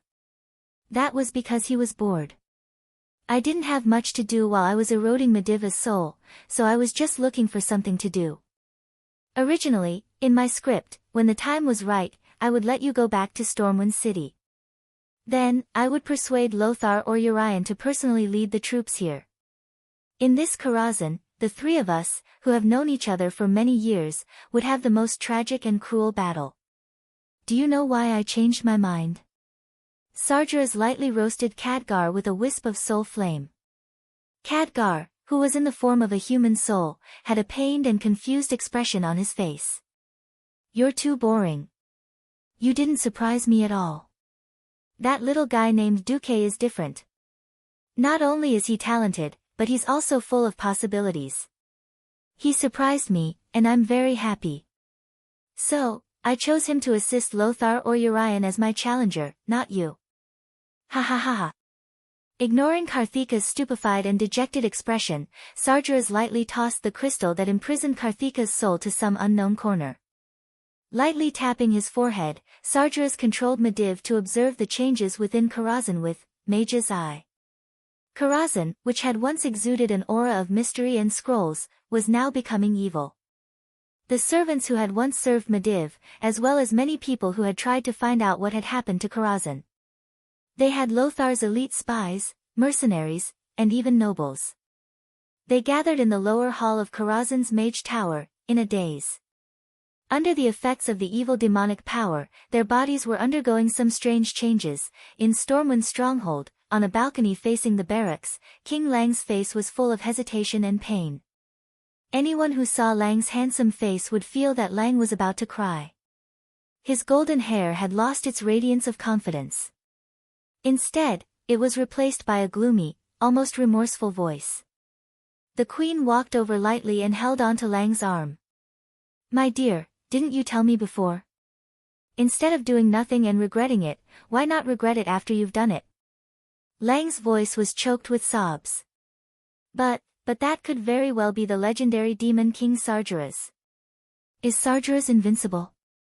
Has Sargeras never failed? The queen seemed to be implying something. He suddenly thought of the legendary war from 10,000 years ago. Although 10,000 years was definitely too long for humans with short lifespans, there were still many living fossils called elves who had lived for 10,000 years. Many night elves and high elves were now witnesses of that time. Lang suddenly felt much better. Indeed, Sargeras has been defeated before. The queen was resolute. Since he can be defeated once, he can be defeated a second time. But Andoan. Lang wanted to continue, but he met the queen's bright and hopeful eyes. It was as if she was reminding him to recall the scenes that had happened before.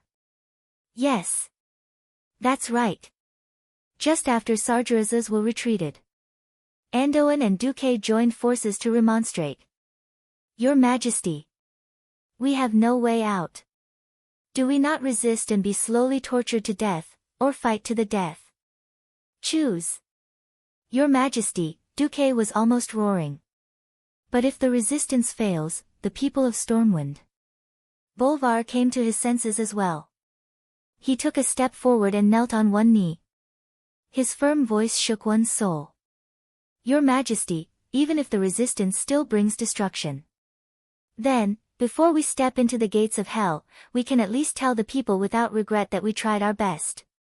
Instead of hiding under the bed and shivering like a coward, becoming the joke of the demons. You're tuning in to the Blissful Bookshelf YouTube channel. We're so grateful for your support, and don't forget to subscribe to join us on this incredible journey through captivating stories. Your generosity through donations truly makes a world of difference, as it's the primary source of revenue that allows me to expand and enhance this channel for you. Thank you from the bottom of my heart for being a part of this adventure.